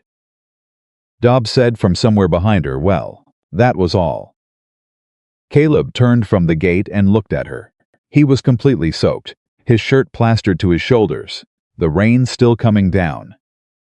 And he looked at her with an expression she didn't have a careful fix for, because she'd stopped trying to be careful about it somewhere in the middle of those 4 minutes. You knew he'd let you walk him, Caleb said. I've been building that trust for 5 weeks, she said. That's what the time was for. She met his eyes. Animals remember how you approach them. Every time you approach them, he knew my hand. Caleb looked at her for a long time. What? She said. Nothing, he said. His voice was different from its usual register. Lower, more used. Like something that had been held at a distance and was now, despite everything, closer. She turned toward the house because the rain was cold and her knee was genuinely speaking to her now. And she was not going to stand in a rainstorm making sense of Caleb Whitaker's expressions when she had data to review. And 10 days left before Price made his next move. She made it 4 steps. Abigail, she stopped. Turned back. He was still standing at the gate. The rain was doing what rain did, indifferent to all of it, and he was standing in it with his hat in his hand, because he'd lost it somewhere in the run out here, and he looked without the hat. Without the careful arrangement that hats allowed, younger than she usually thought of him. And less managed. I'm glad you came off that train, he said. She looked at him. She had 17 responses to that. She assembled them, sorted them, chose none of them. Go get dry. She went inside. She sat at the kitchen table in her wet clothes for a while before she changed them, because she needed a minute where she wasn't making any decisions, where she was just sitting with the fact of what was happening, not between them, not exactly, but in the general space where between them was beginning to acquire shape and weight, and the particular kind of reality that things acquired when you stopped refusing to look at them. She was glad she had come off that train. She had not expected to be. She had expected to find usefulness here, which was all she'd ever asked of a place. She had not expected to find this, whatever this was. The fixed porch step and the hand near hers on the bench and the way he'd said her name in the rain. She was not a woman who permitted herself sentimental things lightly. But she was learning, a woman who had been waiting a very long time to be somewhere she was not just tolerated. 10 days. Price was going to make a move. A real one. She could feel it, the way she felt weather coming, the particular pressure change in the air. She had the ledger, she had Henderson's signature, she had 22 people in a church who'd heard her, and some of them had decided something, because of it. But Price had the law on his side for now, and men like Price knew exactly how to use what they had. She was going to have to be ready for something she hadn't anticipated yet. She was going to have to be ready for the move she couldn't see coming. She picked up her ledger, opened it. She started making a new column. The new column she'd started that night had 7 entries by morning. Abigail sat at the kitchen table before dawn, with her ledger open and her coffee going cold beside her, and she went through each entry the way her father had taught her, to go through a problem, not looking for the answer she wanted, but for the answer that was actually there. Price's next move. She had been running it in her head since the church meeting, since the storm, since she'd sat in wet clothes and understood that something was shifting that she couldn't afford to be distracted by right now. Price was not a man who lost ground quietly. She'd known that from the first 30 seconds in his office. He was a man who reframed. When one position became untenable, he didn't retreat, he changed the question. He'd changed it once already, moving the date up on the secondary note when she'd walked into his office and shown him she had data. That had been reactive. His next move would be strategic. She was on her 4th page of notes when Caleb came downstairs. He stopped when he saw her, looked at the ledger, the cold coffee, the dark window. "How long have you been up?" he said. "Long enough." She didn't look up. "How much do you know about the county recorder's office? Specifically who runs it and how long they've been there?" He was quiet for a moment. She heard him move to the stove, heard the particular sounds of a man who was deciding something while he made coffee. "Jim Alcott," he said. "Been there 12 years. Why?" "Because Price's next move is documentation." She looked up now. "He's going to file something. Not the foreclosure notice that's already filed. Something new. Something that reframes the secondary note in a way that removes the good faith question. She tapped the ledger. He has to do it before we can establish operational viability in writing. Which means he has to do it in the next 10 days. Caleb set his coffee down and looked at her notes. He couldn't read them from where he was standing. Her handwriting was compressed and fast, but he looked at them anyway, the way a man looked at something when he was trying to understand the shape of it. "You want to file first," he said. "I want to establish a record first." She closed the ledger. "Get to Jim Alcott today, before Price does. I need to know what's already on file and what can be added." Caleb picked up his coffee. Alcott and Price go fishing together. She looked at him. "Third Saturday of every month," he said. "I'm not saying Alcott's in his pocket. I'm saying you should know it." She absorbed this. "Does Alcott have a wife?" Caleb blinked. "What? A wife? Does he have one?" "Helen. She's on the church board with Clara Odom." He studied Abigail's face. "Why?" "Because Clara Odom came to the church meeting," Abigail said. "And Clara Odom is not a woman who keeps things she's decided to herself." Something moved in Caleb's expression, the recognition of a chain of connections he hadn't followed, but that she had already walked the length of. "You've been thinking about this all night," he said. "I've been thinking about it since the minute Price handed me that letter," she said. She stood up. "Get to town by 9, go to the recorder's office, and ask for the full file on both notes. Not just the summaries, the full file. You have the right to see your own documents."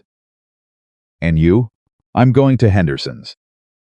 Henderson didn't look surprised to see her. His wife did slightly, but hid it well. He met Abigail on the porch and listened to everything she said without interrupting. Which was one of the things she respected about him. He'd apparently decided somewhere along the line that listening was more useful than talking, and he'd committed to that decision. When she finished, he said, "You want me to file a formal notice of interest in the property's recovery status." "A letter of material witness," she said, "stating that you have personally observed the operational improvements at Broken's Ridge Ranch, and that in your professional assessment as a neighboring property holder of 11 years, the ranch represents a viable ongoing concern." She held his gaze. "If Price files anything that characterizes the property as non-viable, your letter is already in the record." Henderson looked at her for a long moment. "You came here at sunrise." "I came here as soon as your light was on," she said. "I watched for it from the road." He almost smiled. "Caleb's at the recorder's office?" "He will be." "All right," he turned back into the house. "Give me 20 minutes." She sat on his porch and waited and watched the road and thought about 10 days and Price's fishing friendship with Jim Alcott and the particular kind of man who built a life on other people's vulnerabilities and called it business. Henderson came back in 18 minutes with a letter written in a hand so precise it looked almost printed. She read it. It was better than what she'd asked for, more specific, more authoritative, with 3 concrete observations she hadn't prompted, but that were exactly right. "You've done something like this before," she said.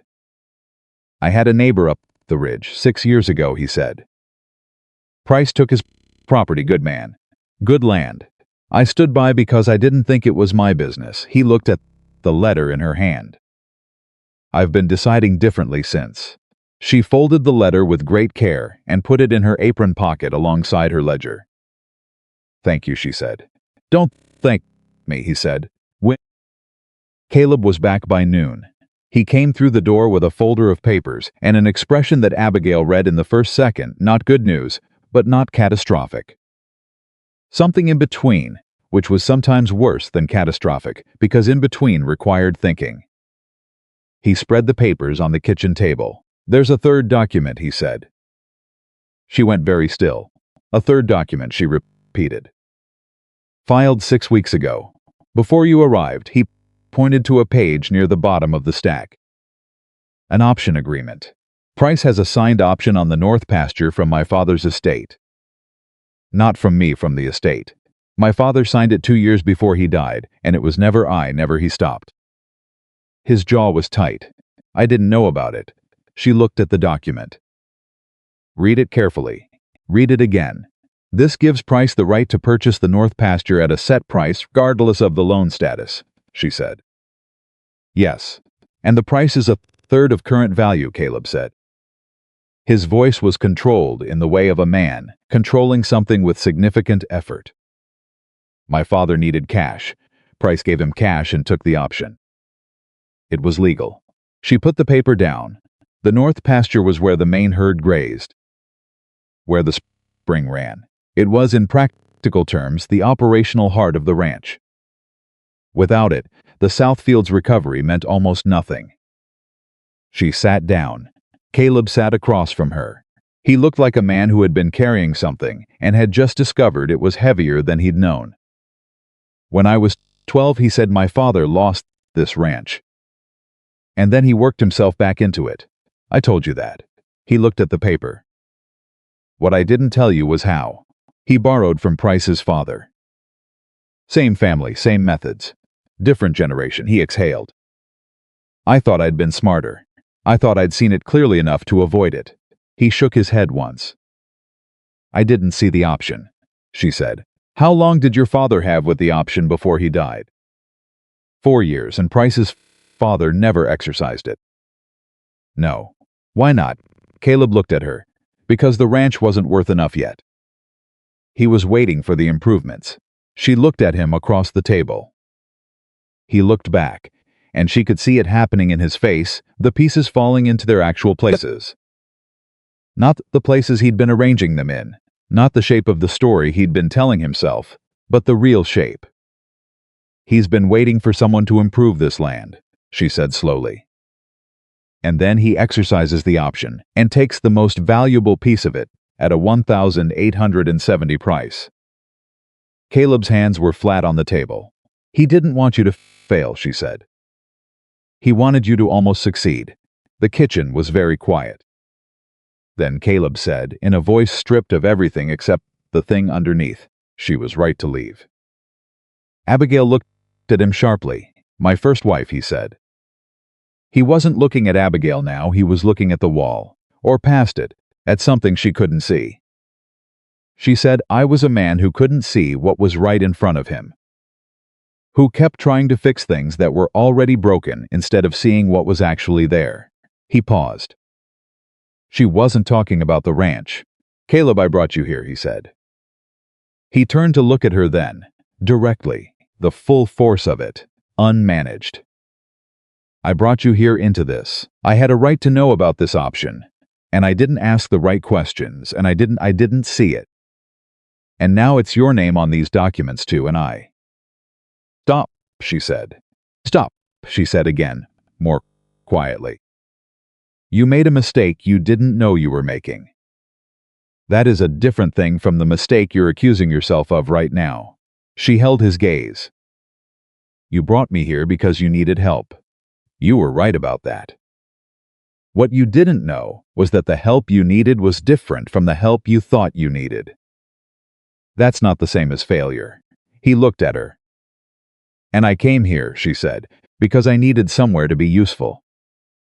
That's what I told you. But she stopped. Made herself continue.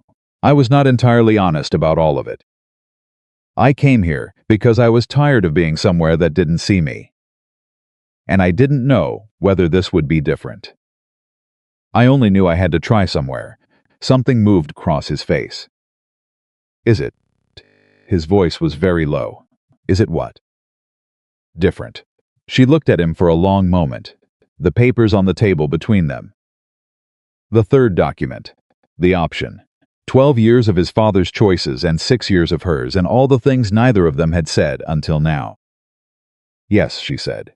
It's different. She gave herself exactly 4 minutes to feel what she needed to feel about that, and then she picked up the option document and started reading it again. There has to be a condition, she said. Every option agreement has exercise conditions. Something that triggers or limits the right. Caleb watched her read. Here, she said. She set the paper down and pointed to a clause in the third paragraph. The option is exercisable only while the primary loan is in default. If the primary loan is brought current, the option goes dormant. Caleb leaned forward and read where she was pointing. He read it twice. If we pay the primary note, he said. Price can't touch the north pasture. She straightened up. The secondary note is still a problem, but the north pasture is protected the moment the primary is current. We don't have the money to bring the primary current. Not alone, she said. He looked at her. She was already reaching for a fresh page in the ledger. The cattle sale. Billings agent, 5 head at recovery weight, that number. He told her. She wrote it. Added Hender's potential co-loan figure, which they'd discussed briefly in the context of the extension request and which had more flexibility than she'd initially presented. Added the Billings agent's advance against the remaining herd as collateral, which she hadn't asked about yet, but which was a standard instrument she knew existed. She turned the ledger to face him and put her finger on the total. He looked at it. That's close, he said. It's within range, she said. If we sell 5 head this week, take Henderson's bridge loan, and pledge the remaining herd as collateral to the Billings agent for an advance, we can bring the primary current before Price files anything new on the north pasture. That leaves us leverage to 3 different. I know what it leaves us, she said. I know the risk. I'm telling you it's survivable risk, and the alternative is losing the north pasture to a 60-year-old option that Price has been holding like a card up his sleeve. She kept her eyes on him. We have to move fast. Today. He looked at the numbers. He looked at her face.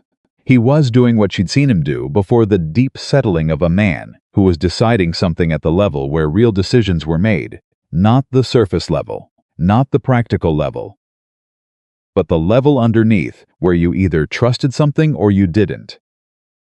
All right, he said. You trust my numbers, she said. Not a question. I trust you, he said. And the simplicity of it, the absolute, undecorated simplicity, landed in her chest in a way she did not have words for, and did not try to find them. She stood up and reached for her coat. Billings agent first, she said. I'll write the letter while you hitch the wagon. They moved faster in the next 6 hours than she'd moved since she'd arrived. The letter to the Billings agent went out on the afternoon post. Henderson agreed to the bridge loan in a conversation that took 12 minutes because she'd done the preliminary work and he'd already been thinking about the structure since their morning meeting. The conversation with Dobbs about which 5 head to move first took 20 minutes and involved Dobbs's 60 years of instinct and her 5 weeks of recovery data, and ended with a list they both believed in. It was on the drive back from Henderson's, in the late afternoon, that Caleb said, I need to tell you something. She looked at him. He was watching the road. 3 weeks ago, he said, when Price sent those men about the water rights, I went into town the next morning. Early, before you were up, she waited. I went to Price's office, he said. I told him. He stopped. His hands shifted on the reins. I told him that if he left the ranch alone, I'd sign the north pasture over voluntarily. Cut my own losses, take the main house and the south field, and walk away from the option debt clean. She said nothing. He turned me down, Caleb said. He didn't want that. He paused. He said he'd wait for what the ranch could become. I didn't understand what that meant until today. She absorbed this. Held it. You were going to give up the north pasture, she said. I was going to try to protect the rest, without telling me. He turned to look at her. The late light was on his face. I know I should have. It was your name too by then, and I didn't. He exhaled. I was ashamed of it, offering to surrender it. It felt like admitting that I couldn't do this. That I needed someone to tell me I couldn't do this. She looked at him for a long moment. You were protecting me, she said. Or trying to. I was trying to limit what you'd have to pay for my failures. She looked back at the road. The wagon moved through the long gold of the afternoon, the same light she'd been watching for 6 weeks now, the one she was starting to know. Caleb, she said, I don't need protecting from the truth of a situation. I can handle truth. What I can't handle is being managed. She paused.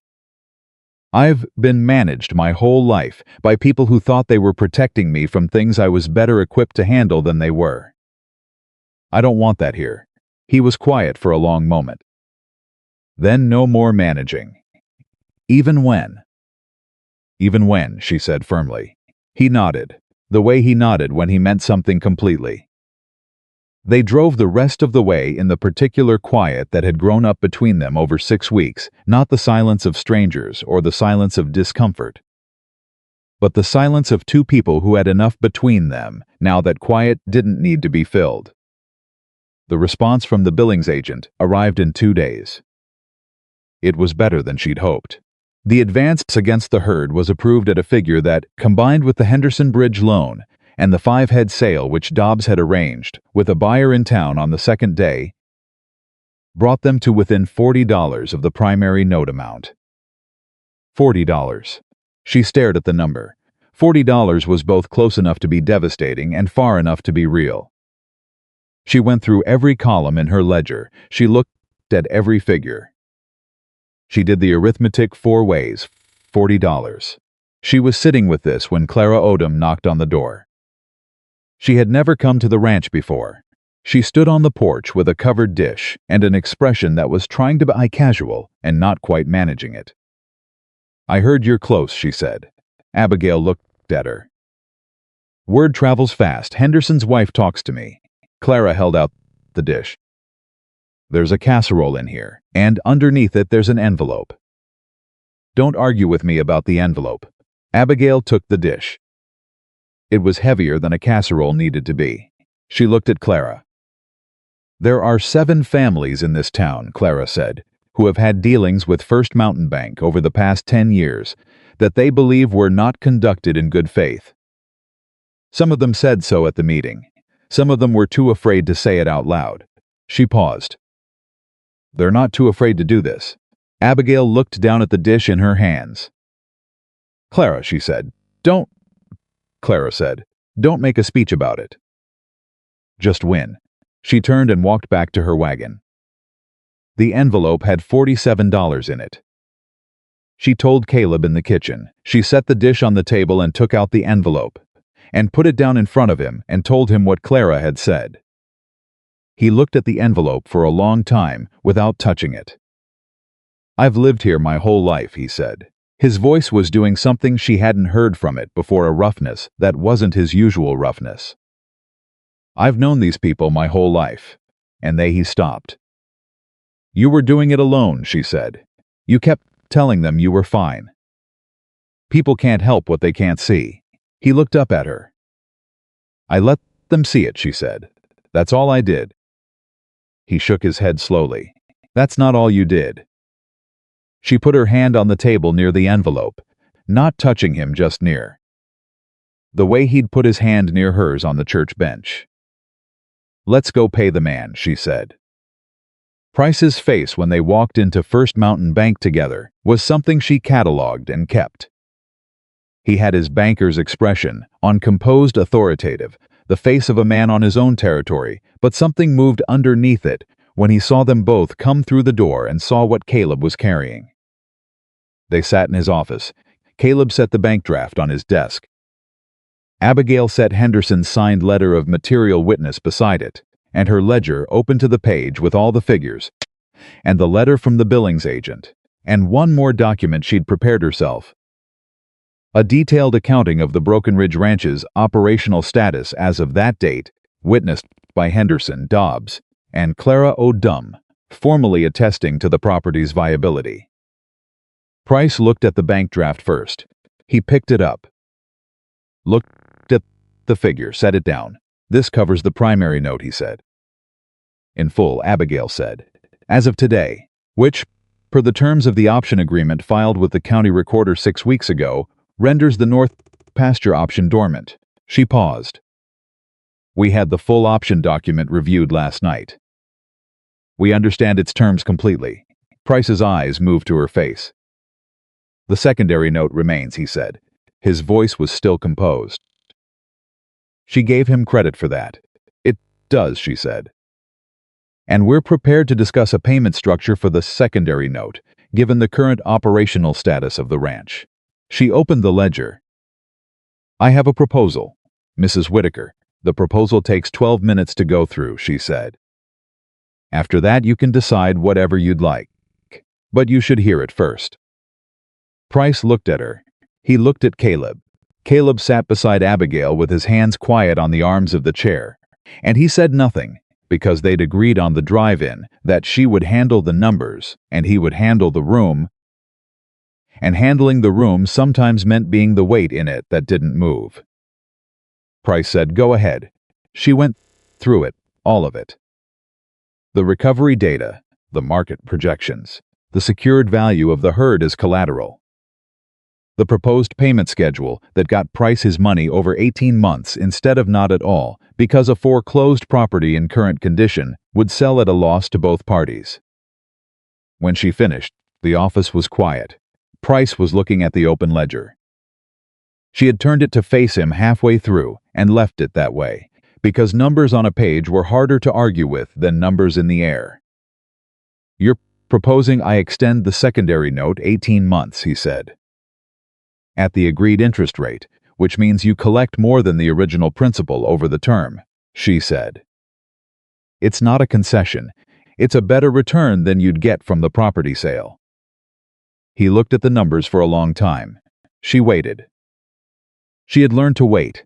She had been learning it her whole life, and it had never been more useful than in this moment, in this chair, in this office that smelled of wood polish and old paper, and a man's long confidence in his own position. Price said, "I'll need the first payment within 30 days. She said, "We can do that." He looked at her one more time. Something in his face had settled into something she recognized not defeat. Exactly. Recalibration. The same thing that happened when a variable you'd dismissed turned out to have weight. "Your husband," he said, "should have married someone like you years ago." She looked at him steadily. "My husband," she said, "did just fine finding me when he did." Price almost smiled. It was not a warm smile, but it was real, and real was what she'd take. He signed the extension agreement. They were in the wagon, heading home, when Caleb said, "Did you know it would work?" The afternoon was going long and golden. She had been watching it in silence for 5 minutes, feeling the particular quality of a day that had done what it needed to do. "I knew the numbers were right," she said. "Numbers aren't always enough." But today they were. Today they were. He was quiet for a moment. Then Abigail. She looked at him. He had pulled the wagon to a stop. She hadn't noticed him, slowing it, because she'd been watching the light, and now they were stopped on the road, with the horse standing patient, and the afternoon all around them, and Caleb turned on the bench to face her. "I've been trying to figure out," he said, "how to say something." For a while, she waited. "I'm not good at this," he said. Not as a preface or an apology. As a fact he was presenting clearly so she'd have accurate information. "I know," she said. "Say it anyway." He looked at her, the full, unmanaged look, the one she'd been cataloging for 6 weeks, without letting herself name what she was cataloging it for. "I don't want you to stay, because your name is on a note," he said. "Or because you've built something here that you have a right to. Or because leaving would be complicated." He paused. "I want you to stay because you want to be here. And I need to know if that's..." He stopped. "I need to know if that's something you want. Not what makes sense. Not what's practical, what you want." She looked at him for a long moment. She thought about what she'd said to him in the kitchen, "It's different," and what she'd meant by it, and what she'd been afraid to expand on, because expanding on it felt like asking for something she wasn't sure she was allowed to ask for. She was done not asking for things she was allowed to ask for. "I want to be here," she said. "Not because of the note. Not because of the south field, though I'll admit I'm very attached to that south field." She watched his mouth do the thing at the corner. "I want to be here because you fixed a porch step without telling me and stood beside me when the town came, and you put your hand near mine on a church bench, and you said my name like it was worth something." She held his gaze. And because you're the first person in a very long time who has been angry about something I did, and then told me directly why, and then listened when I explained." She paused. "That sounds small." "It isn't small." He looked at her. "It isn't small," he said. Quiet, certain. She reached out and put her hand over his on the reins. Not dramatically, just placed it there. The way you place something where it belonged. He turned his hand under hers and held it.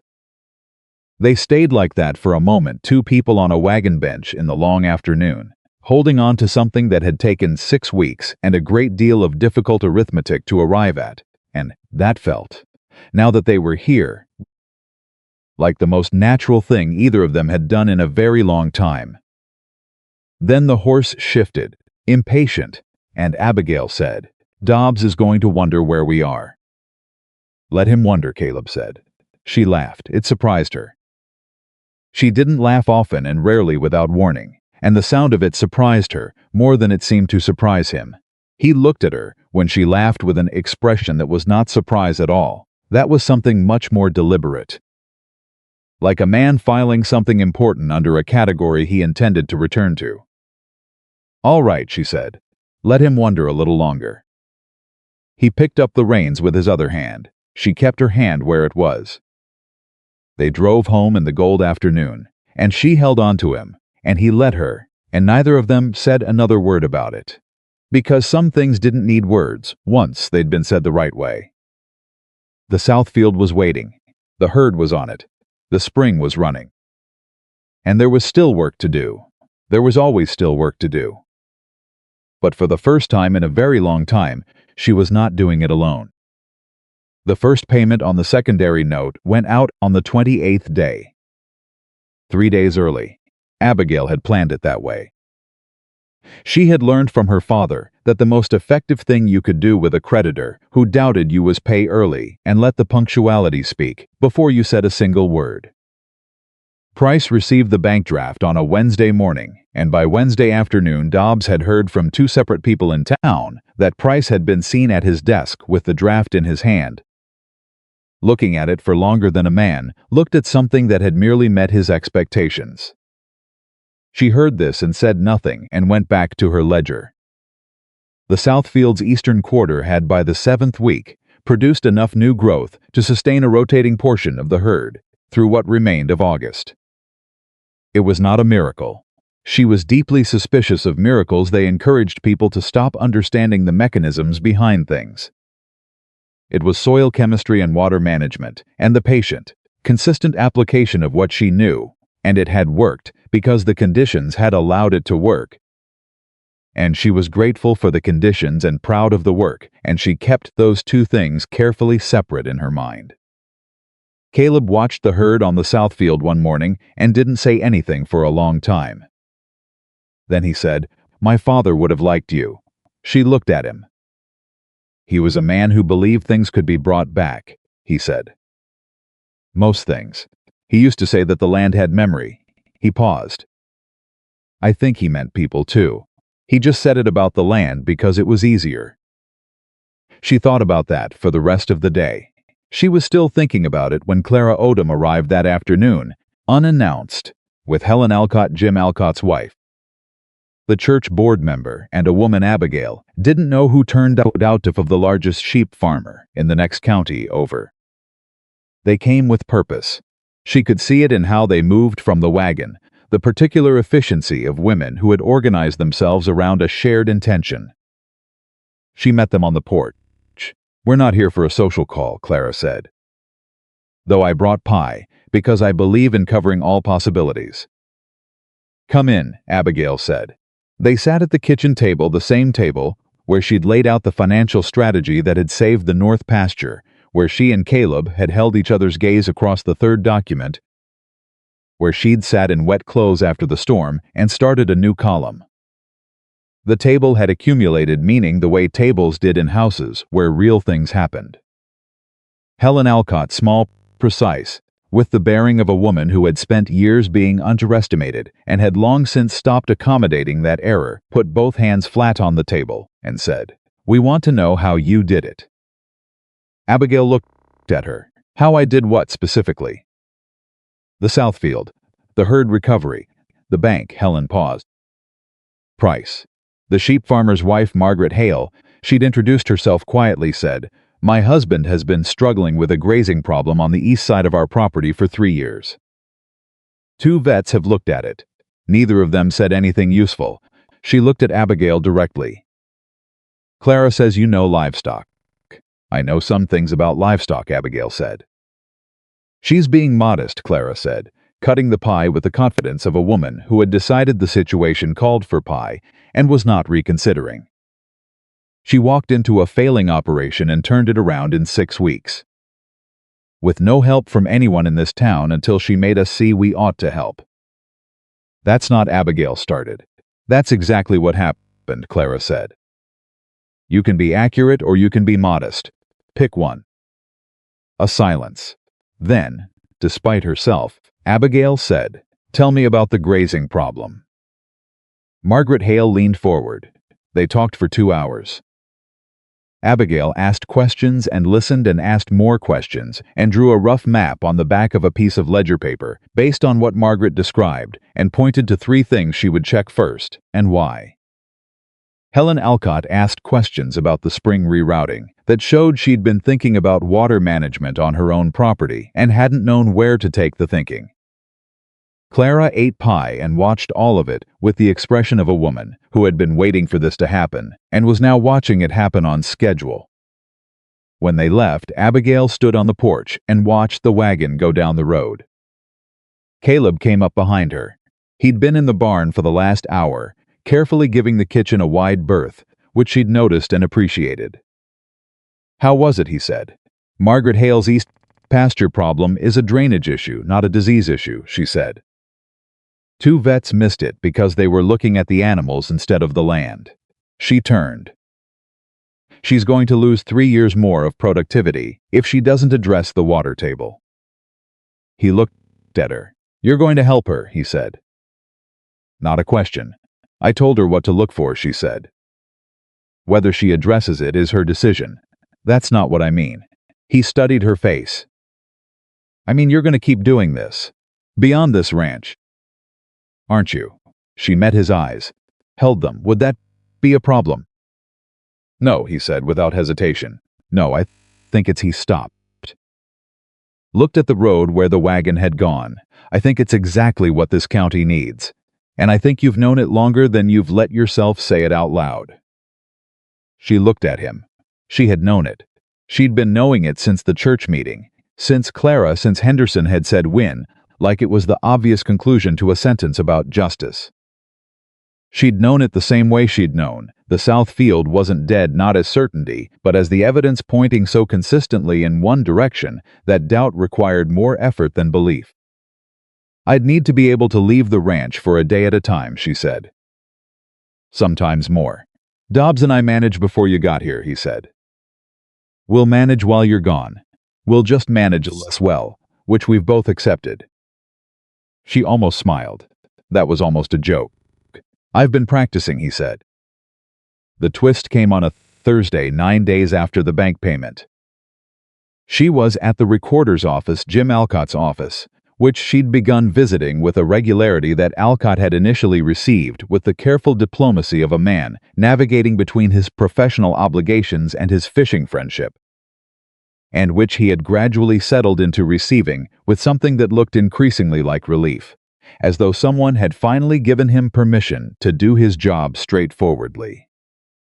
She was reviewing the file on the secondary note extension when Alcott came out of the back room with an expression she hadn't seen from him before. "Tight. Something withheld, Mrs. Whitaker," he said. "There's a document that came in this morning I think you need to see." She took the paper he held out. She read it. She read it again. It was a claim of lien, filed not by Price, but by a man named Orrin Bassett. She'd never heard the name against the Whitaker property, specifically the South Field and the buildings, citing an unpaid labor debt from 6 years prior. 6 years prior, before Caleb had the ranch, when his father still ran it. "Who is Orrin Bassett?" she said. Alcott hesitated. "Who is he?" Alcott exhaled. "He's Price's brother-in-law," he said. married his sister 15 years ago. He did some fence work on the property under the previous operation. He's been in Nevada for 6 years. As far as I know, he's never filed anything against this property before. She set the paper down on the counter with great care. She was quiet for 10 full seconds, which was how long it took her to move through what she felt the sharp, clean anger of it. The recognition of a man who had lost one fight and immediately opened a second front and arrive at the practical question on the other side. Can a 6-year-old labor claim supersede a currently extended mortgage note? She said. It's a complicated question, Alcott said. It would need to go before a judge. The claim would need to be validated. Bassett would have to appear and provide documentation of the work performed and the agreed rate. And while it's before a judge, Alcott looked at her steadily. It creates a cloud on the title, which makes the mortgage extension technically uncertain, he said. He said it the way a man said something he wished he didn't have to say. Price could argue the extension was issued against a title that was already encumbered. She picked the paper back up. How long does he have to serve this claim? He filed this morning. You have 15 days to respond. 15 days, a new 15 days. She was beginning to understand that with Price, there would always be another 15 days, that this was his method. Not a single decisive blow, but a series of pressures, each one arriving before the last was fully resolved. Each one designed not necessarily to win outright, but to exhaust, to drain, to make the cost of continuing higher than the cost of surrender. She understood this. She had understood men like Price since she was a girl, watching her father negotiate with creditors and suppliers, and neighbors who smiled at the kitchen table and then filed papers without warning. The difference was that now she knew what to do about it. "Thank you, Jim," she said. She walked out of the recorder's office and stood on the street and did not allow herself to stand there long. She had 15 days. She needed to move. She told Caleb on the drive home. His reaction was different than she'd expected, and she'd learned enough about him by now to have calibrated expectations. He didn't go rigid or quiet or still in the way of a man going inward. He asked 2 specific questions, both good ones, both the right ones, and then he said Bassett was in Nevada. Alcott said 6 years. "I know where he was," Caleb said. There was something in his voice she hadn't heard before, not anger, but the cousin of anger, a cold and focused version that had teeth in it. He was in Reno, working for a mining operation. He paused. He left Montana the same month my father died. There was my father's estate. When it was settled, there was a conversation about unpaid accounts. I paid what I was told needed to be paid. He looked at the road. I didn't know Bassett was owed. He never filed. He never contacted me. He was waiting, she said. For what? She looked at him. For you to have something worth taking. The silence that followed had weight in it, the weight of a man understanding the full shape of something for the first time, all at once, instead of piece by piece. He's been holding it, Caleb said. Price has. He knew about the claim and he held it. He had it filed this morning, she said. The day after Alcott told him about the Henderson letter of material witness that's now in the county record. She kept her voice steady. Price is scared, Caleb. Men who are winning don't change tactics this fast. He was quiet. Does that help, she said. Knowing that. A little, he said. Honestly. Then here's what helps more, she said. Bassett has to prove the work was done and the rate was agreed to. He's in Nevada. He's had 6 years to file this and didn't. A judge is going to ask why. Because Price didn't need it until now, Caleb said. Yes. And when we tell a judge that Price is Bassett's brother-in-law, and that this claim was filed the morning after a material witness letter entered the county record, and that Bassett has been unreachable for 6 years until this week, she let that sit. We're not defending against a labor claim. We're showing a pattern. Caleb looked at her. You're going to make it about Price. I'm going to make it about the truth, she said, which happens to implicate Price significantly. He shook his head. Slowly, the way he shook it when he was working through something and finding, on the other end, that it resolved better than he'd expected. "We need a lawyer," he said. "I wrote to one this morning," she said. From Alcott's office. He stared at her. "You wrote to a lawyer," he said, while you were standing in the recorder's office. "I wrote a summary letter and asked Alcott if he'd send it with the afternoon post." He agreed. Caleb said nothing for a moment. "Then you're going to tell me who the lawyer is." "A man named Daniel Rourke in Billings. The Billings livestock agent mentioned him when we corresponded. He's handled 3 cases against First Mountain Bank in the past 4 years." She met Caleb's eyes. "He won 2 of them. Abigail," he said. "What? I need to ask you something." She waited. "Did you?" He stopped. "Reorganized. When you walked into Price's office that first time 6 weeks ago. Did you know it was going to become this?" She considered the question seriously, because it deserved a serious answer. "I knew it was going to become something," she said. "Men like Price don't respond to a single challenge by standing down. I knew there would be more." She looked at the road ahead. "I didn't know about the option. I didn't know about Bassett. I couldn't have." She paused. "But I knew it wasn't going to be clean. And I came anyway." He was quiet for a long time. "Why?" he said. Not challenging. Genuinely asking. The way a man asked when he needed to understand something for reasons he couldn't entirely name.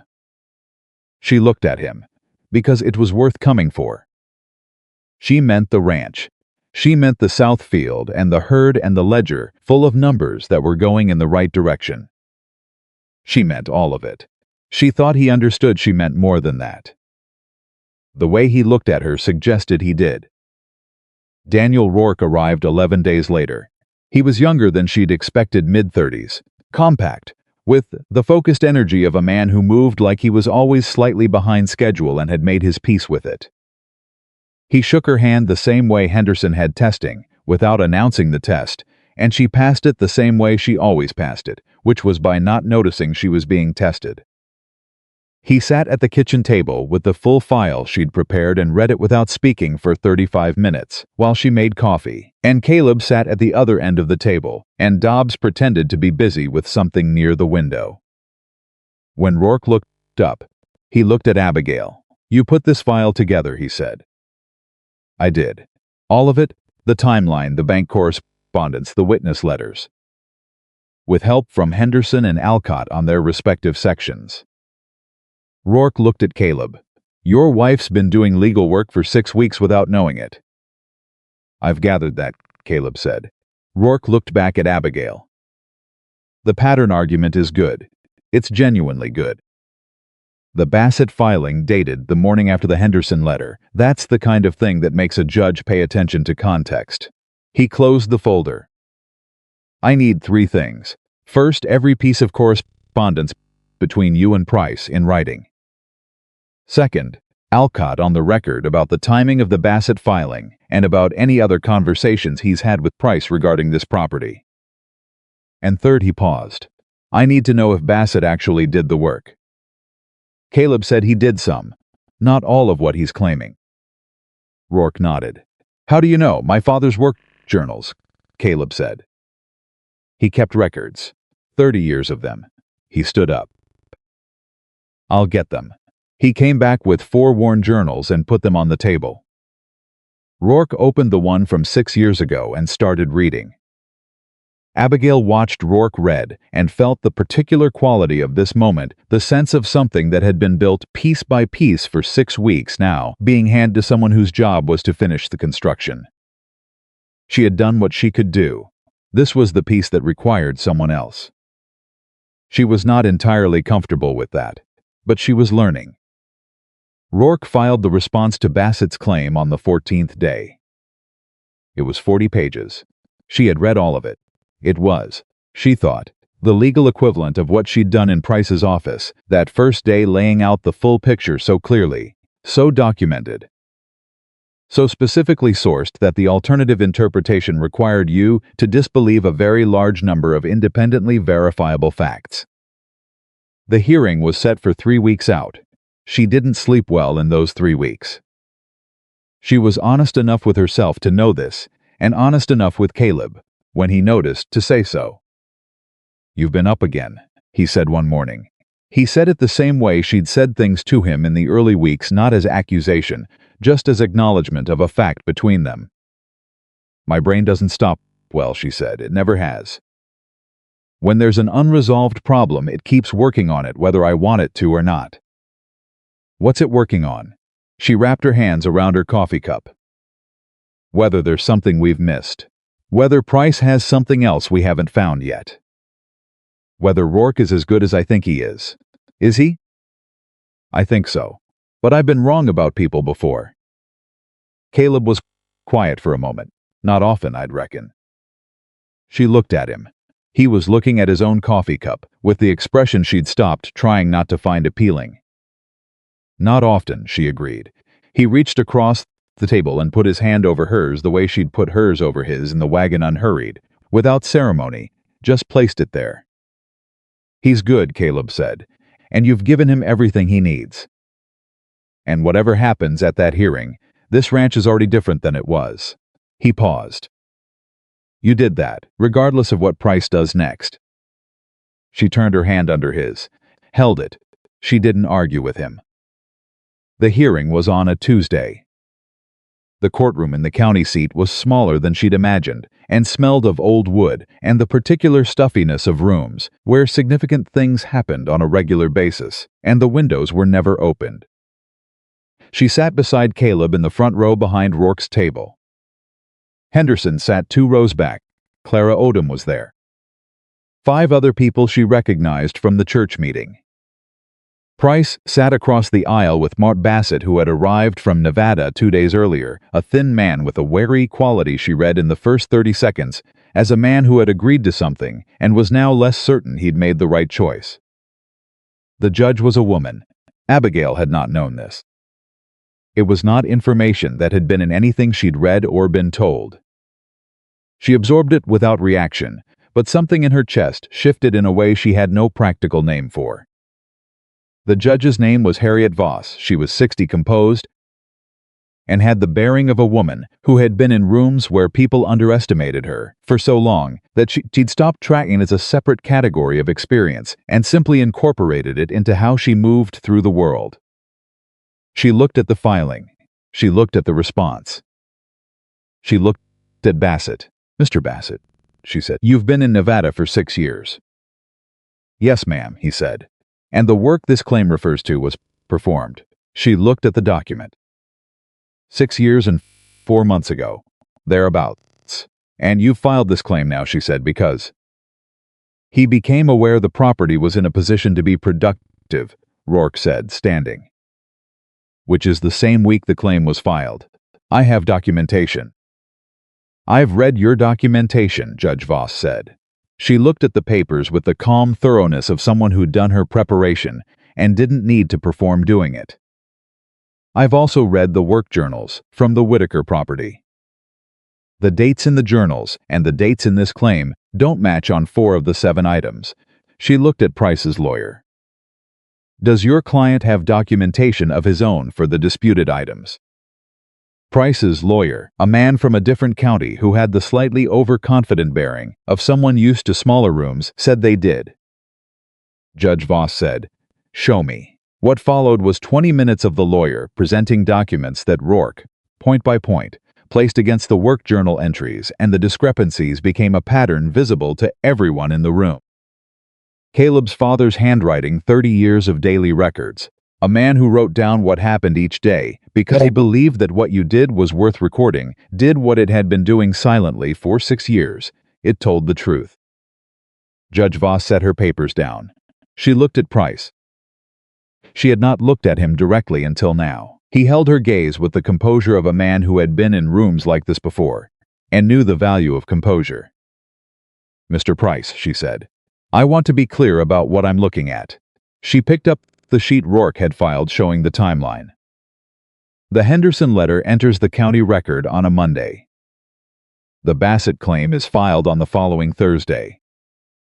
Mr. Bassett is your brother-in-law." "That's not," Price's lawyer started. I'm talking to your client, Judge Voss said pleasantly. She looked back at Price. I'm not finding bad faith today. That's a different hearing. What I'm finding is that 4 of the 7 items in this claim are not supported by the available documentation, and that the remaining 3 are disputed by records I find credible. She closed the file. The claim is denied. She picked up her pen. I'm also making a note for the court record, she said, writing as she spoke, that this property, as documented by Henderson Alcott and the Whitaker operational file, represents a functioning ongoing concern as of this date. That note will be part of the public record. She looked up. Which means anyone considering this property's status in any future proceeding will find it there. She looked at Abigail. Not at Rourke, not at Caleb. At Abigail. Mrs. Whitaker, she said. The filing your attorney submitted included an operational assessment prepared by you. It did, Your Honor. It's one of the more thorough documents I've seen in this court in some time, she said. From anyone. She held Abigail's gaze for one moment. Good luck with the South Field. Then she was looking at the next file on her desk, and the room was beginning the various shufflings and movements of people processing what had just happened. Abigail sat very still. Caleb's hand found hers under the table. She held on. Outside in the afternoon, Henderson shook Caleb's hand and then turned to Abigail. I told you to win, he said. You won, he said. Caleb helped. Caleb, standing beside her, said, That's accurate. Henderson almost smiled fully this time, almost, the Hale woman. Margaret. She went out and looked at the east pasture drainage the way you told her. Found what you said she'd find. He looked at Abigail. Her husband wants to know if you'd be willing to consult. She looked at Caleb. I told you, Caleb said. She looked back at Henderson. Tell him to write to me. Clara Odom arrived beside them with the particular purposeful walk of a woman who's had somewhere to be, but had made a specific decision to be here first. She took Abigail's hand in both of hers. You were right, she said. About all of it. We all were, Abigail said. Clara looked at her. Don't do that. Don't spread it thin so you have to carry less of it. She squeezed Abigail's hand once, firm and brief. You did this. Take it. Abigail looked at her for a moment. All right, she said. All right. Clara let go and walked away. Abigail watched her go. Rourke appeared at her elbow. I'd like to use your documentation approach as a model, he said. For another case I have. I'll change the specifics. I just want the structure. Write to me, she said. I'll send you the framework. He nodded and left. She watched him go too. Caleb was beside her. He'd been beside her all afternoon. Not in front, not behind, not managing the space between her and everyone else, just beside. Present. Available. Ready to go home, he said. She thought about what home meant. She had been thinking about it in the margins of everything else, for weeks, what it was to have a place that felt like yours. Not because you'd been assigned to it, or tolerated in it, or allowed to remain in it, through a combination of useful performance and careful behavior, but because you'd put yourself into it until it held the shape of you. The south field, the herd, the kitchen table, the porch step that had been fixed and stayed fixed. The ledger full of numbers and the spring that ran, and the east fence that held, and Dobbs's steady presence and of rain on that particular roof at 3 a.m. Caleb, standing beside her in the afternoon outside a county courthouse, asking if she was ready to go home. Yes, she said, I'm ready. The year that followed was not without difficulty. She would say this later, to Margaret Hale, to Clara Odom, to the 3 other women who wrote to her in the months after the hearing, who had heard through the particular information network of small county wives and church boards that there was a woman at Broken Ridge Ranch who understood land and livestock and who had faced down a man like Price and made it hold. She would say it was not without difficulty because she believed in accurate reporting. The secondary note took 18 months to pay off. There were 2 hard months in the middle where the numbers got tight in ways that required creativity and the sacrifice of some comfort for practicality. The east fence failed again in March and had to be fully rebuilt.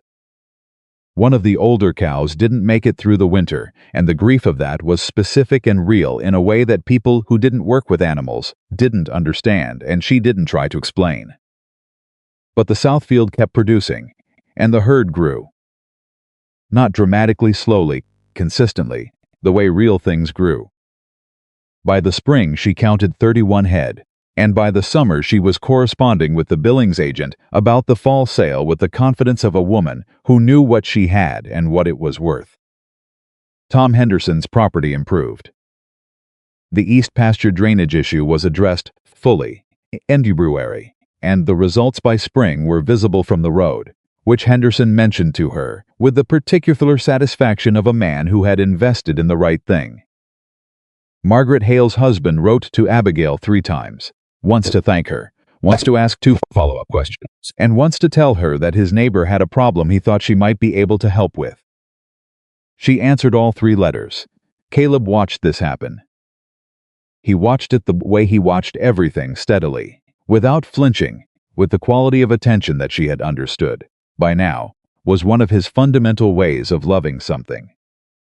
He paid attention to it, he showed up for it.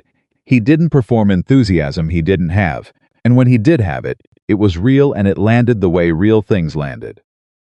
He told her he loved her on an ordinary evening in November. Not planned, not prepared. They were at the kitchen table, the table that had become the center of everything real that happened between them, and she had been writing in her ledger, and he had been reading one of his father's journals, which he'd taken to doing in the evenings, working through 30 years of his father's daily life with the careful attention of a man recovering he'd thought was gone. He looked up from the journal. He looked at her. He said, "I love you." Simple, direct, no decoration. She looked up from the ledger. "I know," she said. He nodded slowly. "I figured you did." A pause. "I wanted to say it anyway. I know that too." She set her pen down. "I love you back." He looked at her with the full look, the one she'd been cataloging since the depot, the one she'd finally named, witnessed, the one that meant he was seeing her, and knew he was seeing her, and understood that the seeing was important. "Good," he said. He went back to the journal. She went back to the ledger. The fire in the stove. The quiet of the house. The herd in the Southfield sleeping. This was what she had come for. Not this specifically, she hadn't known to ask for this. But something in this direction. Something that felt like being exactly where her own weight and shape and capability belonged. She was in the barn on a morning in the following spring when Dobbs found her.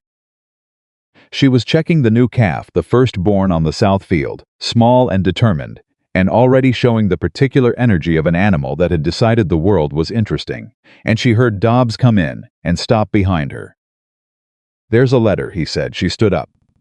He held it out. The return address was from a law firm in Billings, not Rourke's, a different one. She opened it. She read it. She read it again. It was a formal inquiry. A ranching family 2 counties over had heard of her through the Henderson network, through Rourke's, through channels she had not deliberately built, but that had built themselves out of the work she'd done. They were facing a situation not unlike what Broken Ridge had faced. They were asking if she would be willing to come and look at their land and their numbers and tell them what she saw. They offered to pay her, not gratitude. A professional engagement. She held the letter for a long moment.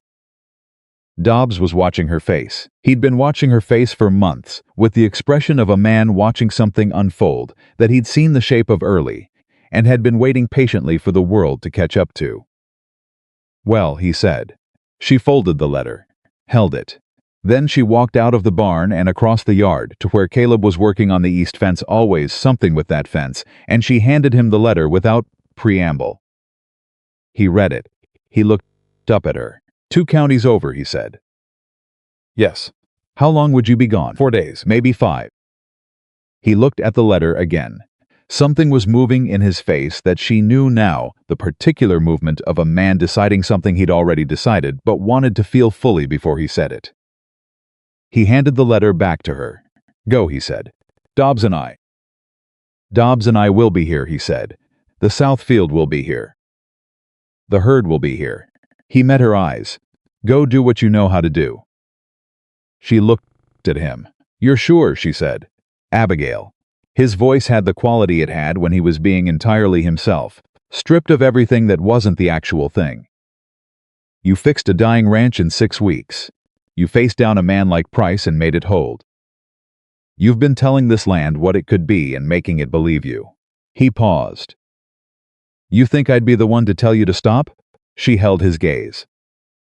She had come to Montana with one leather satchel and her father's soil probe and a stubborn, battered belief that somewhere her hands might finally be worth something.